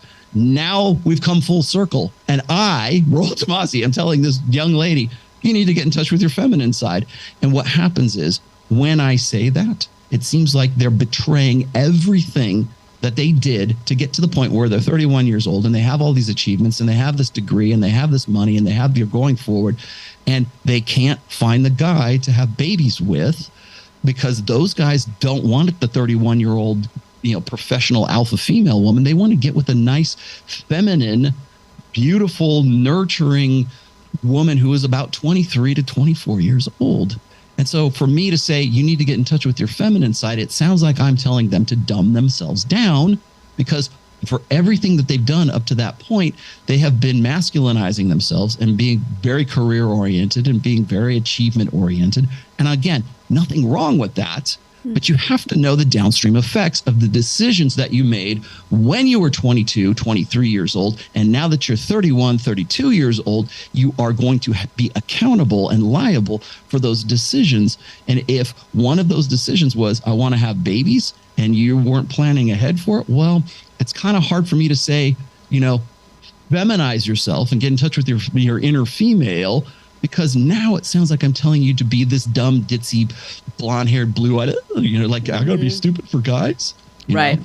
And, it's like it's like antithetical to everything that's built their identity to that point. Yeah, it's funny. It makes me think of something separate from career, but my husband and I recently watched, again, the new Terminator movie. I don't know if you know. I think it's called Dark Fate. And there's... Dark Fate. Yeah, they bring back, the Sarah Connor, and they bring this woman. Her name is Mackenzie. I don't know what her name is. I have it in here somewhere. And she's a badass. She really looks, she's fit. She just, to me, like as a woman, I was like, oh man, she looks like she could really take someone on. And get a picture of her, Tyler, if you don't mind. I want, in case you don't know Rollo, I want you to see what she looks like. She's usually in like a white. You have to put it up because I can't. Right now, I'm only seeing your. Oh, okay. So she's usually in like a white wife beater, and she comes back as basically from the future. They trained her and they made her into this like cybernetic whatever, and she comes back. Anyway, I'm watching it with my husband, and I'm like talking to him about it. I'm like, wow, she's such a badass. She's this, isn't she so hot? And he's just like, no. I said, why? And he said, well, first of all, she looks like a boy to me, which was funny. That was he's like, she just looks very, very boyish. That doesn't appeal to me. And I said, but what about, the training? And he said, look, I can say objectively that I can admire the training that went into it. And that's great. And I'm sure, I can say like, bravo from a perspective of fitness and whatnot. But would that make me want to like wife her up? No, because I can do everything that she just did better already. Like if I can lift 200 pounds, I don't need a woman who can lift 100 pounds. Like, that's great. Like, awesome. But like, that's not going to make me want to be with you. So it was just such a fascinating moment and a fascinating distinction between what men really find appealing in women and what women aspire to sometimes because they think that's what's appealing, because it's appealing to us in a way. I grew up wanting to be Sarah Connor. I wanted to do those pull-ups and all that stuff. So it was a fascinating, and I do this a lot now in my house because I think men and women are really so different, and we look at everything so differently that now I'm kind of like, what do you think about this? And what do you think? And it's fascinating. You have the red pill lens and you can't take it off. I can't take it off now. And I'm like, wow. And I look at a lot of my life. I did that for you, but yeah, well. No, and I appreciate it. And I look back at my own life and, there are things I would do differently. There's things I've been very transparent about that, with the audience. But one thing that is a problem to me from what you were saying before is some of this a city problem? Because growing up in New York City, what I saw around me were two types of women in their 20s. I saw women who were embracing like the slut phase and were just out and about and just sleeping around and behaving really badly. And I saw women who were climbing that corporate ladder and very kind of stoic, emotionless, and very oftentimes miserable on the inside, truthfully. But they thought that was what they were supposed to do. They came out, graduated from Columbia University. They have the degree. They're empowered in that way. Not necessarily happy, but nonetheless climbing. What I didn't see is the 23-year-old who was like, hey, I want to be a mom and a wife, because in the city, not only was that frowned upon, but the men oftentimes have this delayed adolescence as well. So you see like 35-year-old guys acting like college kids that women look around and they say, well, where are the gentlemen here? Who would I even be aspiring to spend my life with? They're not here. So is it a city versus country problem in many respects? I think in some respects it is. Now, I know I'm trying to look up these stats real quick because I think you and I had this conversation before where I think it was on our first talk. We were talking about Fresh and Fit, and you were saying, oh, well, all these girls are just these ratchet girls that are just, they scoop them up off the streets, throw them in the show or something like that. that has been such a consistent misnomer, I think, that the guys on Fresh and Fit actually did their own research, and I'll dig up the stats for you here in a second. But like the reason why they're always kind of trying to defend the fact that whole principle, or the idea of that, is that the women who come to that show are not from Miami. They're from outside of Miami. They're from different states. They're from Midwest states. They're from like. I'll dig up the stats here for you in just a moment, but like but they're from all over the place. And so, in fact, Myron and Fresh are like now in like Romania, and they're like talking to Romanian women who are just as big a feminist as any, woman in the West is right now. They're having the same conversations, having the same rhetoric come out of their mouths. So is it a localized thing, or is it a big city thing? Is it a rural thing? I think you have a point to a degree, simply because we're no longer involved in a local sexualized or social sexual marketplace, but a global sexual marketplace. And I even lock horns with guys who are like, PUAs, or guys who are like sort of relationship coaches who want to tell me that it's not really about that. I'm like, well, but it is kind of about that, because prior to the internet and prior to social media, you had to deal with whatever your localized sexual marketplace was. So most people found their mates at college or in high school or at work or through friends. And now it is almost uniquely through Tinder, Bumble, Hinge. And if it's not, then it's facilitated by Instagram. So there is this idea now that is really women can get it 24 hours a day, 7 days a week, right on their cell phone whenever they want to. And they look on Instagram and they see other girls that are their age, that are living the lifestyle in Miami, draped over on yacht parties or over a Lamborghini or something like that. And so is it a localized thing? I think in some cases there's still pockets of resistance. There's still buffers against that, but like it kind of goes back to what the cultural shifts that have happened since the sexual revolution. So prior to the sexual revolution, for a woman to have like a baby out of wedlock, that was a stigma, right? I mean, that was right. You get the red letter, right? You would have to. My mother-in-law put it this way. She said if a woman had a baby out of wedlock, she was put away. And what that meant was she had to go, that young lady had to go live with her grandparents or whatever until she gave birth. And either the grandparents raised the child or they gave the child up for adoption. Abortion was not an option because it wasn't like legal and safe or anything back then. Now, being a single mother is a point of pride and a choice. So women can go and get a sperm donor at a sperm bank, or they can go get one off of Facebook apparently now. And so the choice for the female life path has been made so convenient since the sexual revolution that, again, I don't think that women were really ready for that. But the things that used to be stigmatized are now not stigmatized. And in fact, some cases, they're a point of pride. So now we look at the stats for out of wedlock births, and it's 42% of women, 42% of births in the United States are out of wedlock. But we don't go, oh, my stars and garters, they're all, this is an epidemic. We look at it as a point of pride. And as a matter of fact, we'll blame it on guys for not stepping up and marrying, wifing up these women, when in fact it's women who have the choice whether to abort the child or not to do so. But the numbers are what they are. So is that a localized thing or is that a globalized thing? I think probably in different states and in different convictions and different religions and different ethnicities, there's going to be buffers against that kind of stuff. But those buffers are increasingly being eroded away, I think, in the social media age, where women are looking at what could be the life that could be, right? There could be my options, could be me on the yacht party in Miami, or the girl in the Midwest. Maybe it's not Miami, but it's somewhere else that she sort of fantasizes about that ain't, Tulsa, Oklahoma. Right. So when women are spoiled for choice, it creates what's called the choice paradox, right? So it's like they have too many choices, or they believe that they have too many choices. So if a guy falls in love with them in Poland or Russia, that might be at least a fantasized option for them, to the point where they've got all this attention coming in through a globalized sexual marketplace, when in fact in their hometown they don't have that much choice. Yeah. Talk to me a little bit about sedation. I know you cover extensively what sedates men, and a large part of that is pornography, video games, this endless ether, it seems, of the internet and internet addiction and engagement. But what's interesting to me is also a conversation about what sedates women.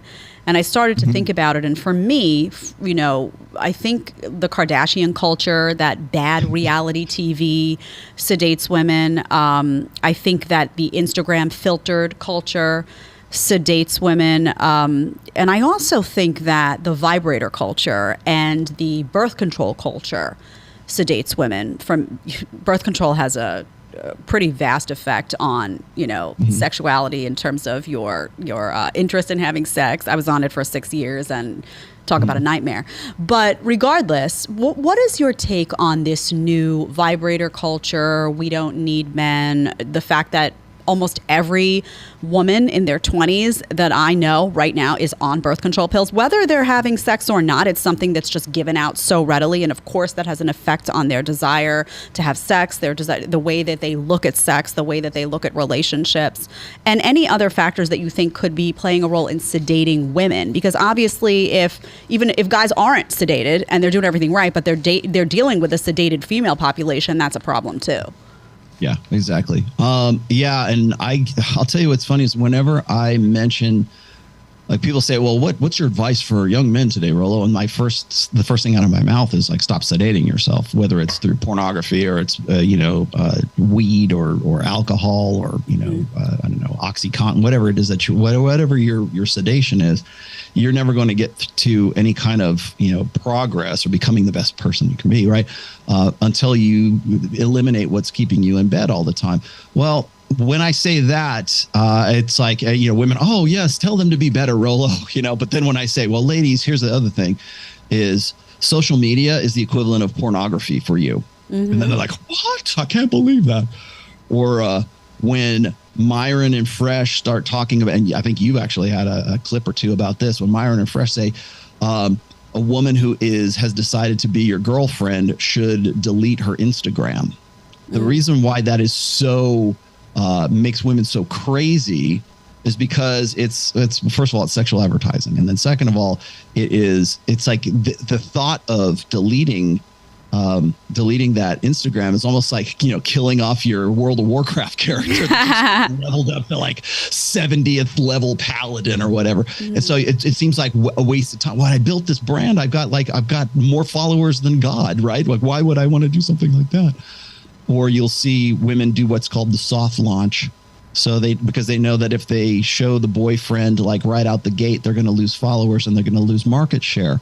And I mean sexual market share at that point. So instead of showing the face of the guy, they just show like the hands, on the beach with a Corona by them, or like their 2 feet or something. And that's called a soft launch, right?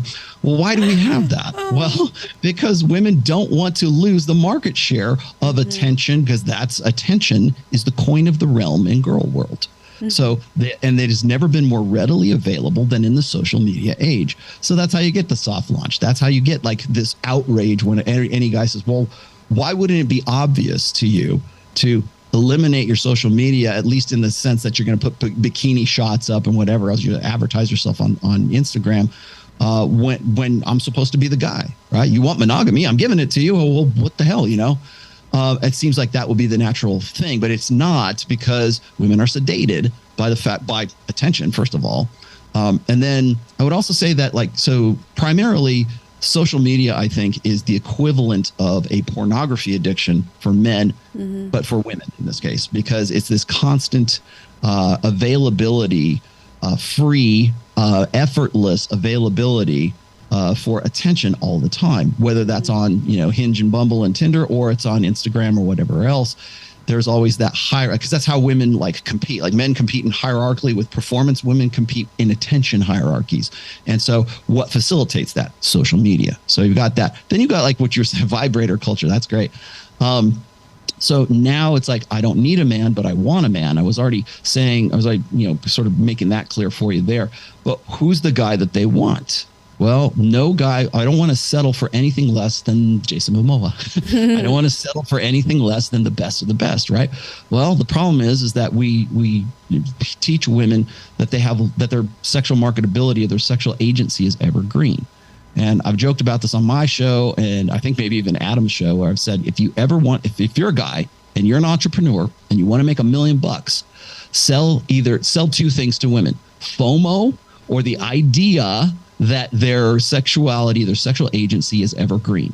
So FOMO, fear of missing out, is if you can sell women on the idea that if they don't do this right now, there won't be any other opportunity to get this great sale on this, Prada bag or this Kate Spade purse or something like that. You sell them on the idea of they get it now or don't, because there's always like, I don't want to miss out on a good opportunity. The other part of that is that if you can mix that with the idea that it doesn't matter if you are 23 or 33 or 53 or 83, you're just as sexy as you were when you were 21.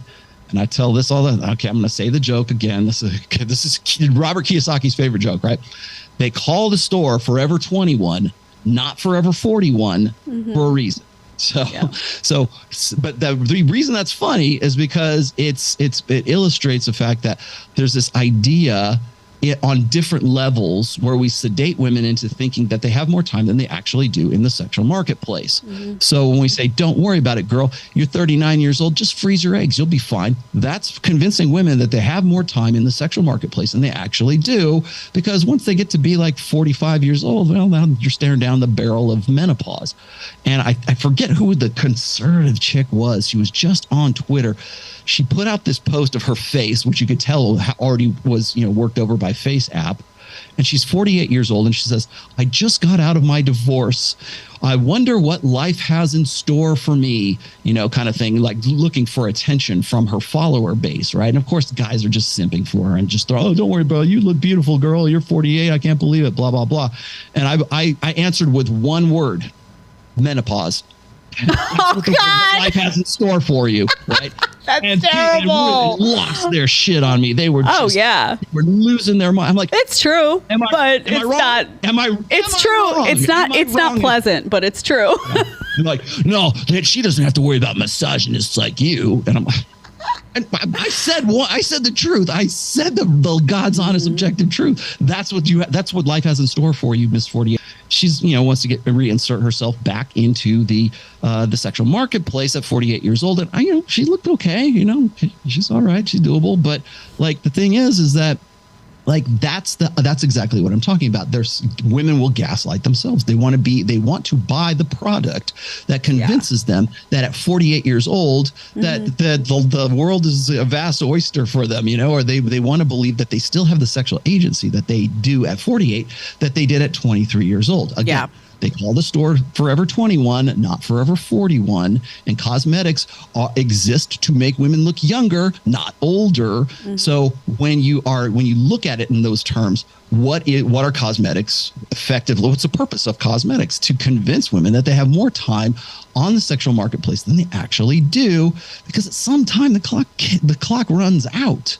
Yeah, but it's not only that. How many eggs you have frozen? The reality is, again, it's what was I saying before at the beginning of the show? It's the reality smacks headlong into these memes and this delusional ideology, which says you have more time. Your sedation is you have more time in the sexual marketplace than you actually do, and you don't need a man. You just need, Mary Kay. Yeah, but you know what? These women know that. They know that. They don't want to admit they know it, but they do know it, or they wouldn't be completely Botoxed. And I mean, it's so funny. I see these women that are like saying these statements about how, like what you just said, an example, someone who's, in their 40s and it's like, I don't need to ascribe to any of that. I feel I look the best I ever did in my life. And in the meantime, I'm looking at someone and I'm like, really? Well, then why aren't you allowing your forehead to do this like mine does? And why are you electing to do all of this other stuff that's supposed to make you look younger? Oftentimes it doesn't. It just makes them look weird. But why would you be making those decisions if you didn't think it was an asset to look younger? So let's just be honest. Women just need to be honest. Men need to just be honest. These are just realities that we're talking about. If I went back, do I think I look great today? I do. I'm fit. I think I take care of myself. I'm into grooming, but would I want to compete with my 24-year-old self?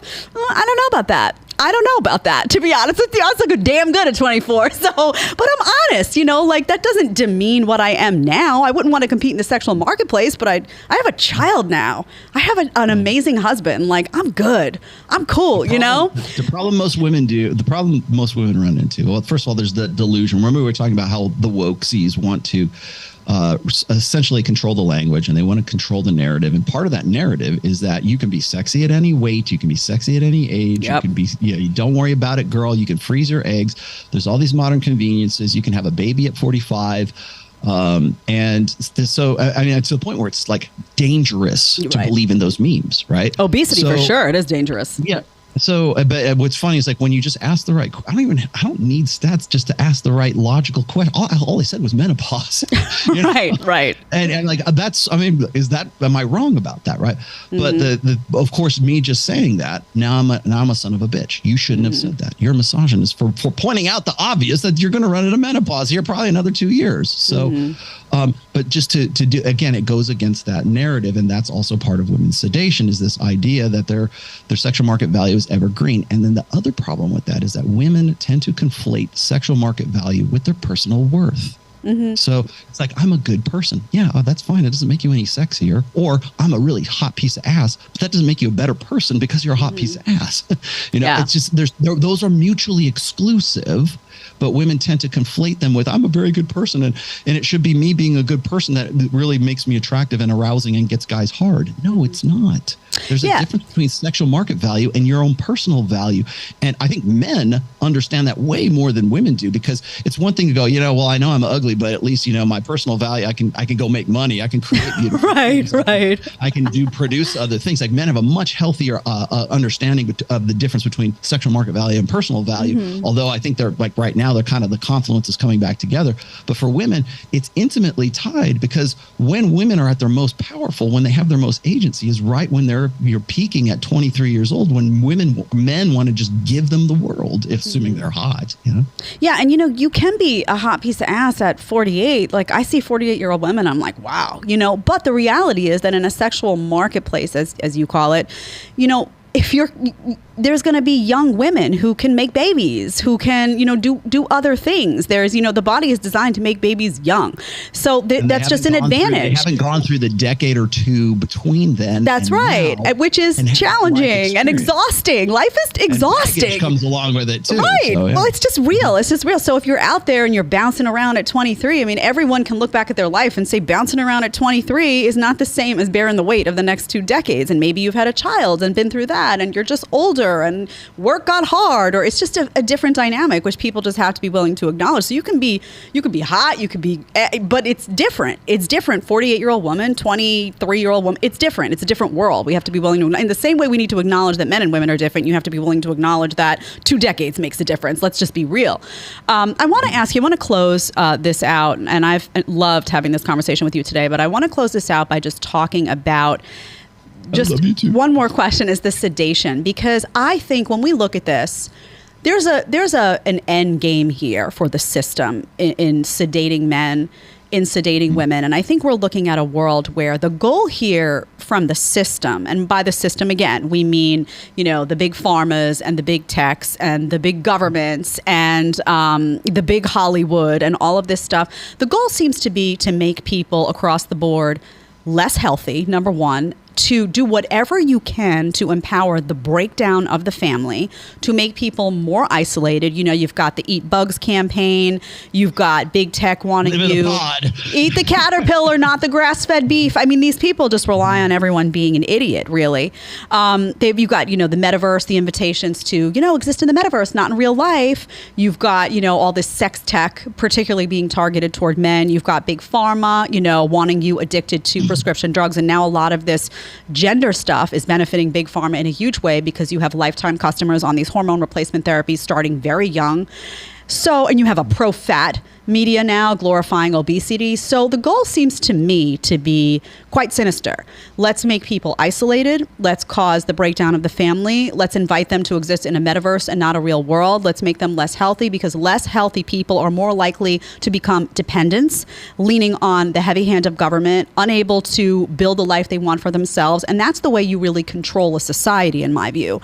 So what do you see as their end game? Because it seems to me that everyone suffers here in the long run with the agenda that the system has been laying out for all of us. What do you see when you look at what they're doing? If I were one of the fantasized cabal of baby-eating, Moloch worshipping, Jeffrey Epstein Island-going Illuminati, I would tell them, you guys are very short-sighted in your world domination control, because in some ways, big tech, big pharma, advertising. There's a really great book. It's called The Rise of Neo-Feudalism, and I forget the guy's author's name, but he made a very convincing case for the fact that we are now kind of like leaning back towards a neo-feudalism, not like the kind in the Middle Ages, but like a different kind. And then one of the middle class, like there's the 4 estates, right? And then I believe it's like the 2nd estate or maybe the 3rd estate, which used to be the clergy. But religion is so nobody cares about religion anymore. It's like it's out the window. But he calls it the clerisy, and the clerisy has been replaced by media, by big tech, by the people who are selling you the narrative on TV or online or wherever else, or the people who are canceling Andrew Tate. That's the clerisy right there. And what that is they're the controllers of the message, like the ministry of like truth, right? Mm-hmm, whatever it is. And I would say that if I were a part of that, let's just say, maybe I am part of that, but if I were a part of that, I would say you guys are very short-sighted because you're not working within the confines of what the human machine is really built around. So really, it's easy to sell sex. It's easy to sell pornography. There's a reason why pornography is free and 4K and streaming, and any 10-year-old kid with a smartphone can get hardcore sex anytime he wants to. The reason for that is because it sedates those kids. It just sedates men as old as 90 and as young as 10, right? And it keeps you locked into a physical glandular sedation. So it's not even they don't have to sell you drugs. They just sell you some imagery, and you'll create your own dopamine. You'll create your own drugs, and you'll create your own dependency on that. Same thing applies to women when they're using, like, say, social media. But as you were saying before, with respect to like where are we going with this, or where is this happening? What's the ultimate plan? I think that there's you want sinister? I'll give you sinister. It's not some cabal of Illuminati overlords. It's us. It's us. We're doing this because that's how the machine is built. That's how we operate. And the reason why I would say that it's us and not like some like sinister, puppet master behind the scenes is because if there'd be much more efficient, much more pragmatic ways to work within the confine, work within the operative state of the human animal than to go against it in certain ways. So, for instance, it's easy to sell pornography. It's much more difficult. You can say, well, they're breaking up the family, and you can see what the downstream effects of that are. But it's much more difficult to harp on things that are endemic to, say, conventional masculinity or conventional femininity. I just gave you an example of that. If you want to sell a product to women, you sell FOMO. You sell evergreen. Sexuality is evergreen. I don't see that as widely available as I see, like, say, pornography, which is free. Mm-hmm. So people say, well, there's a profit motive for it as well. Yeah, there's a profit motive for sure. But it's also, how do I change society? How do I re-engineer society on a global level? So we go from the micro to the macro. We can talk about women using vibrators to get off, and now they don't need men at all. Okay, well, that's great. What's the downstream effects of women doing that? What's the downstream effects of guys having pornography addictions? What is the downstream effects of polyamory? Everything we've talked about on the show. What are the downstream effects on that? And where are we going with marriage? How come Rollo's against marriage and he's been married for 26 years? When I talk about marriage, I talk about it from the contract and from the social structure of it, not from the actual, the fundamental latent purpose of it. I think is fantastic. I think the way we do it is screwed up. Mm-hmm. Why am I even having that conversation?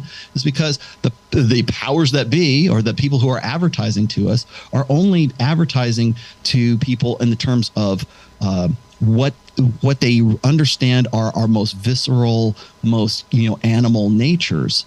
What they don't realize is that we want to say that tribalism is bad. We want to say that individualism is good, but human beings, for human beings, tribalism is a feature. It's not a bug. Mm-hmm. And so when we isolate people and we break up the family, we're essentially breaking up a tribe. But there's still that innate natural want for a tribe. And despite an entire world arrayed against a guy, to not be in a tribe, to sit at home and jerk off to his computer and play World of Warcraft and order Uber Eats and smoke weed and just stay in his little, be an incel, and worship Jordan Peterson apparently, stay in his little, his little cubby hole. It's like a veal fattening pen, that's where you're supposed to stay, and you get a feeding tube or some shit like that, right? That goes against human nature. Human nature is I need a tribe. And so what will guys do? They'll form a tribe online. They'll form a tribe however they want to do it. That's why we look at like sports teams as tribalism. When you look at political ideology or identification, that's tribalism. Mm-hmm. And somebody say, well, that's good or that's bad. Well, you could make a case for either or, but what you can't make a case against is that human beings will always try to do that. Yeah. And there are certain aspects of human nature that will always be there that we will, that big tech or big pharma or whatever will go against, because they're working against the machine rather than with the machine. Yeah. And I think what's happening is there's this belief that we can condition people to do this. We can condition people personality-wise, narrative-wise. The reason why we're supposed to play along with pronouns and to use wokesy language is it's an effort to convince people to go against their innate natures, which is, I see this like we're human beings are very good at pattern recognition. And if I see bullshit, I need to be conditioned not to call bullshit out. That's right. And if I can condition that, but I still have that innate hindbrain, like there's an inconsistency here. Something's very, very wrong with this situation. I'm not going to call this guy a man when he looks, when he's a woman, or vice versa. Pardon me for misgendering you, but I'm going to do that. Mm-hmm. And I will leave you with this. I think the only way that we initiate any kind of change, if people say, well, Rollo, how do we start? Where do we go? What do we do? And I say, stop using their language. Mm-hmm. I kind of got on you about this on the last show, because when you said you were calling your husband your partner, I go, that's what homosexuals call their other partners. Yeah. That's what that right there is wokesy language. You don't even, I wouldn't even realize it unless I had my red pill lens on to see that that's what was really going on. So what I tell guys is this: is deliberately misgender people. Like, call them what it is. That's objectively true, that you are a man and you are not a woman. And this is, I don't care what you think you are, objectively, empirically, that's what you are. I refuse to use your language. And that's where Jordan Peterson started, but then he backpedaled on it. So I would say, if you want to in some way push against this narrative, you have to use this language, the language of empiricism, the language of objectivity, and stop using the language of emotionalism. It will sound like hate. It will sound like anger, because that's the only way that an emotional language can interpret objective realism, because it forces them to reassess their own identities and reassess the bullshit that you're calling out by not using their language. Yeah, I will say that I feel that too many people have been conditioned, though, to the point where they don't even have those receptors anymore. And we saw this with the masking. We saw this with the vaccines. We see it with the gender. They're so conditioned to just regurgitate whatever, the media wants them to, whatever, the magazine they read, the TV show they saw wants them to regurgitate that part of their brain that would ordinarily say, well, but wait, I don't know. It's drugged, completely drugged. So there's too many people like that. That was a real education for me, like what the whole 2020 through really now. Is the fact that is the degree to which human beings will go along with sort of a mass hysteria. Like I'm walking my dogs in the park and I'm watching guys like riding bicycles with masks on. Yes. Like, still, like occasionally, not like every day, but like I'll still see people out there and I'm like, I feel like going, there's nothing wrong with the air, dude. There's nothing wrong with the air whatsoever. Well, that's the thing. There's no amount of actual evidence. There's no amount of truth that will negate what these people have chosen to believe. It's just they've been completely puppeteered, and they're going to continue to do it. You still see people on airplanes terrified, and I think a lot of that has to do with fear and what about certain people enabled them to be overcome with fear for so long, despite empirical evidence. One thing I will say, and I want to close with this, is I think one thing that people do see, like you had talked about what the problem is and you said it's us. I think one thing that really concerns people, though, is that it looks like the machine is coming for them. And by that, I mean the FBI. I mean, I don't know if you saw that story that came out this week about the pro-life activist that had, 20 FBI agents show up at his house for what was basically a misdemeanor that happened a year ago, where there were no charges brought. It went through the state court system with no issue. All of a sudden, you've got all of these FBI agents in full ballistic gear show up at his house because he shoved a Planned Parenthood worker who had gotten in the face of his 12-year-old son. So people are now looking at this and saying, okay, this was a political statement. They're coming for people in a bigger and bolder way. They've been emboldened, like an emboldened state. They saw what they got away with during COVID. Oh, lock down your business. Okay. Put a mask on your kid. Okay. And now, okay, we're going to come for you. We're going to make a spectacle of this so that we scare pro-life activists, and we teach them that, hey, if you do this, we're going to come to your house and scare the hell out of your, I think he's got like 7 kids.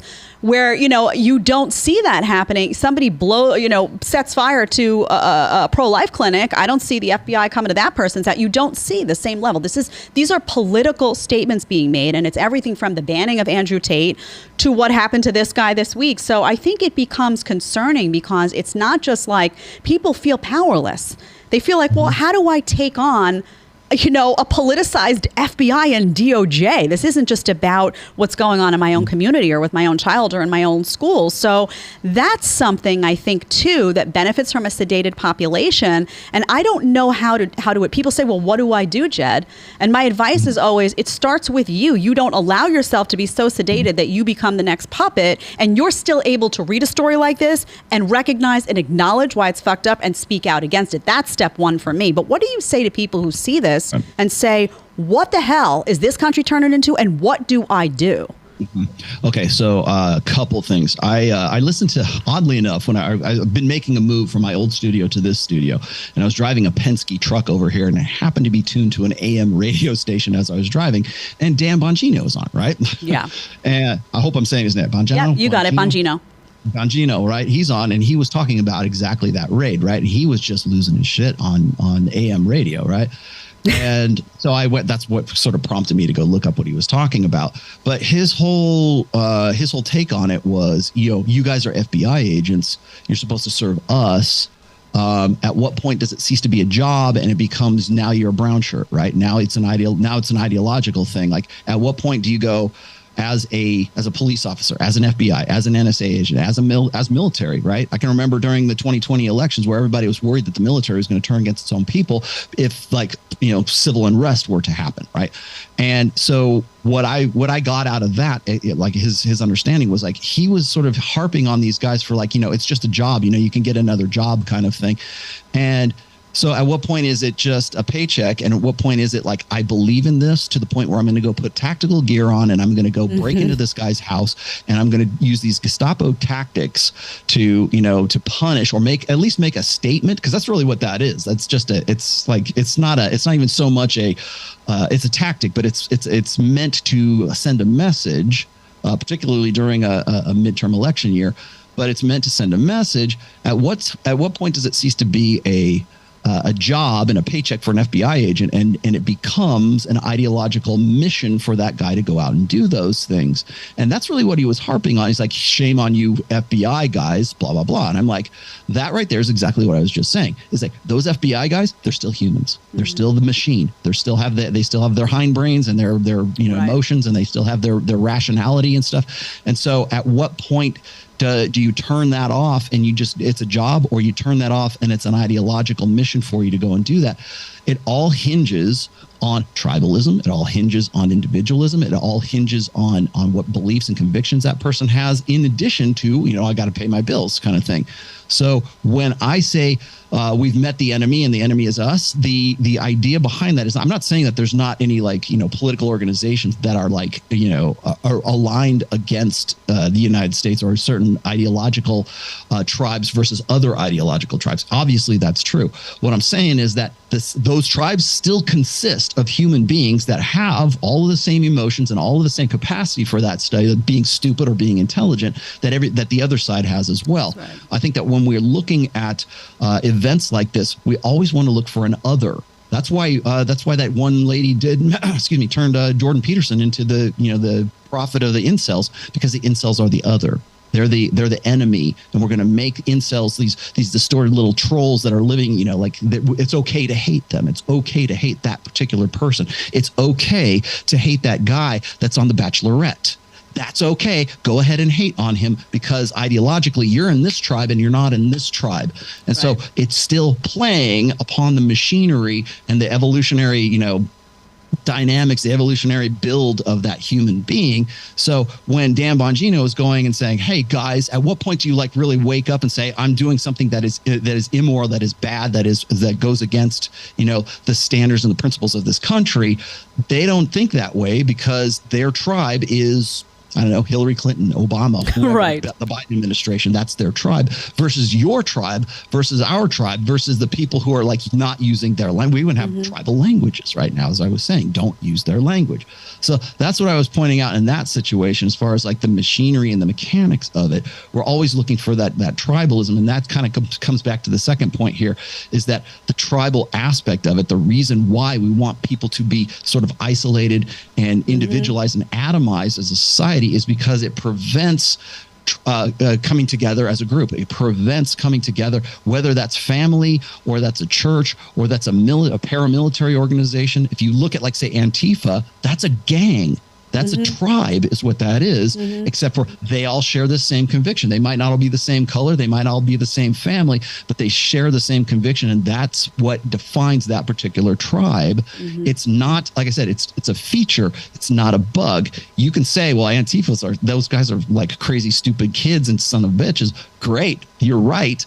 But it's still a tribe, and there's still this want for belonging and want for we're going to make something, we're going to start the revolution kind of thing. Whereas on the opposite side, the other tribe is we want some sort of order against this chaos kind of thing. And then you've got, guys who, people taking their kids out of school, homeschooling them, doing something at least in marginal ways to be the change that they want to see in the world. Those tribes are still going to be there. But you have to understand that the reason why you're sedated, and the reason why you think that, the feminism has systematically been bent on destroying the family, is because the downstream effect is to atomize societies, so people don't form tribes and don't form organizations to go and oppose the other tribe. That's so right. So when we're looking at the mechanics of it, that's really what I was getting into when I was saying that, the idea that the enemy is us. It's just because that's the way the machine is built. It's not some nefarious, supernatural thing. Right. It's just it's one tribe against another tribe. Yeah, I always said that about the police officers in New York City who were pulling 7-year-olds out of restaurants because they didn't have a vaccine card. I was like, those are still people choosing to follow the rules of the machine. They're still individuals that could have opted for a different decision. Rollo Tomassi, I have loved talking with you today. As always, the next time, let me make a promise to the audience, the next time we see you, it's going to be in person. So that's even better. And then we don't have a time cap, which is even better. Everyone hit that subscribe button, hit that like button if you enjoyed seeing Rollo today, if you want him to come back. I know you do. You're a fan favorite, Rollo. It was a great discussion today. I really appreciate you coming on. You're welcome anytime. And we will continue this in person very, very soon. Thank you to everyone in the chat. If we didn't get to you, I apologize. We have a hard wrap today, but don't you worry. We will get you next time. Thanks so much and have a great day. Thank you, Rollo. You got it. Thanks so much.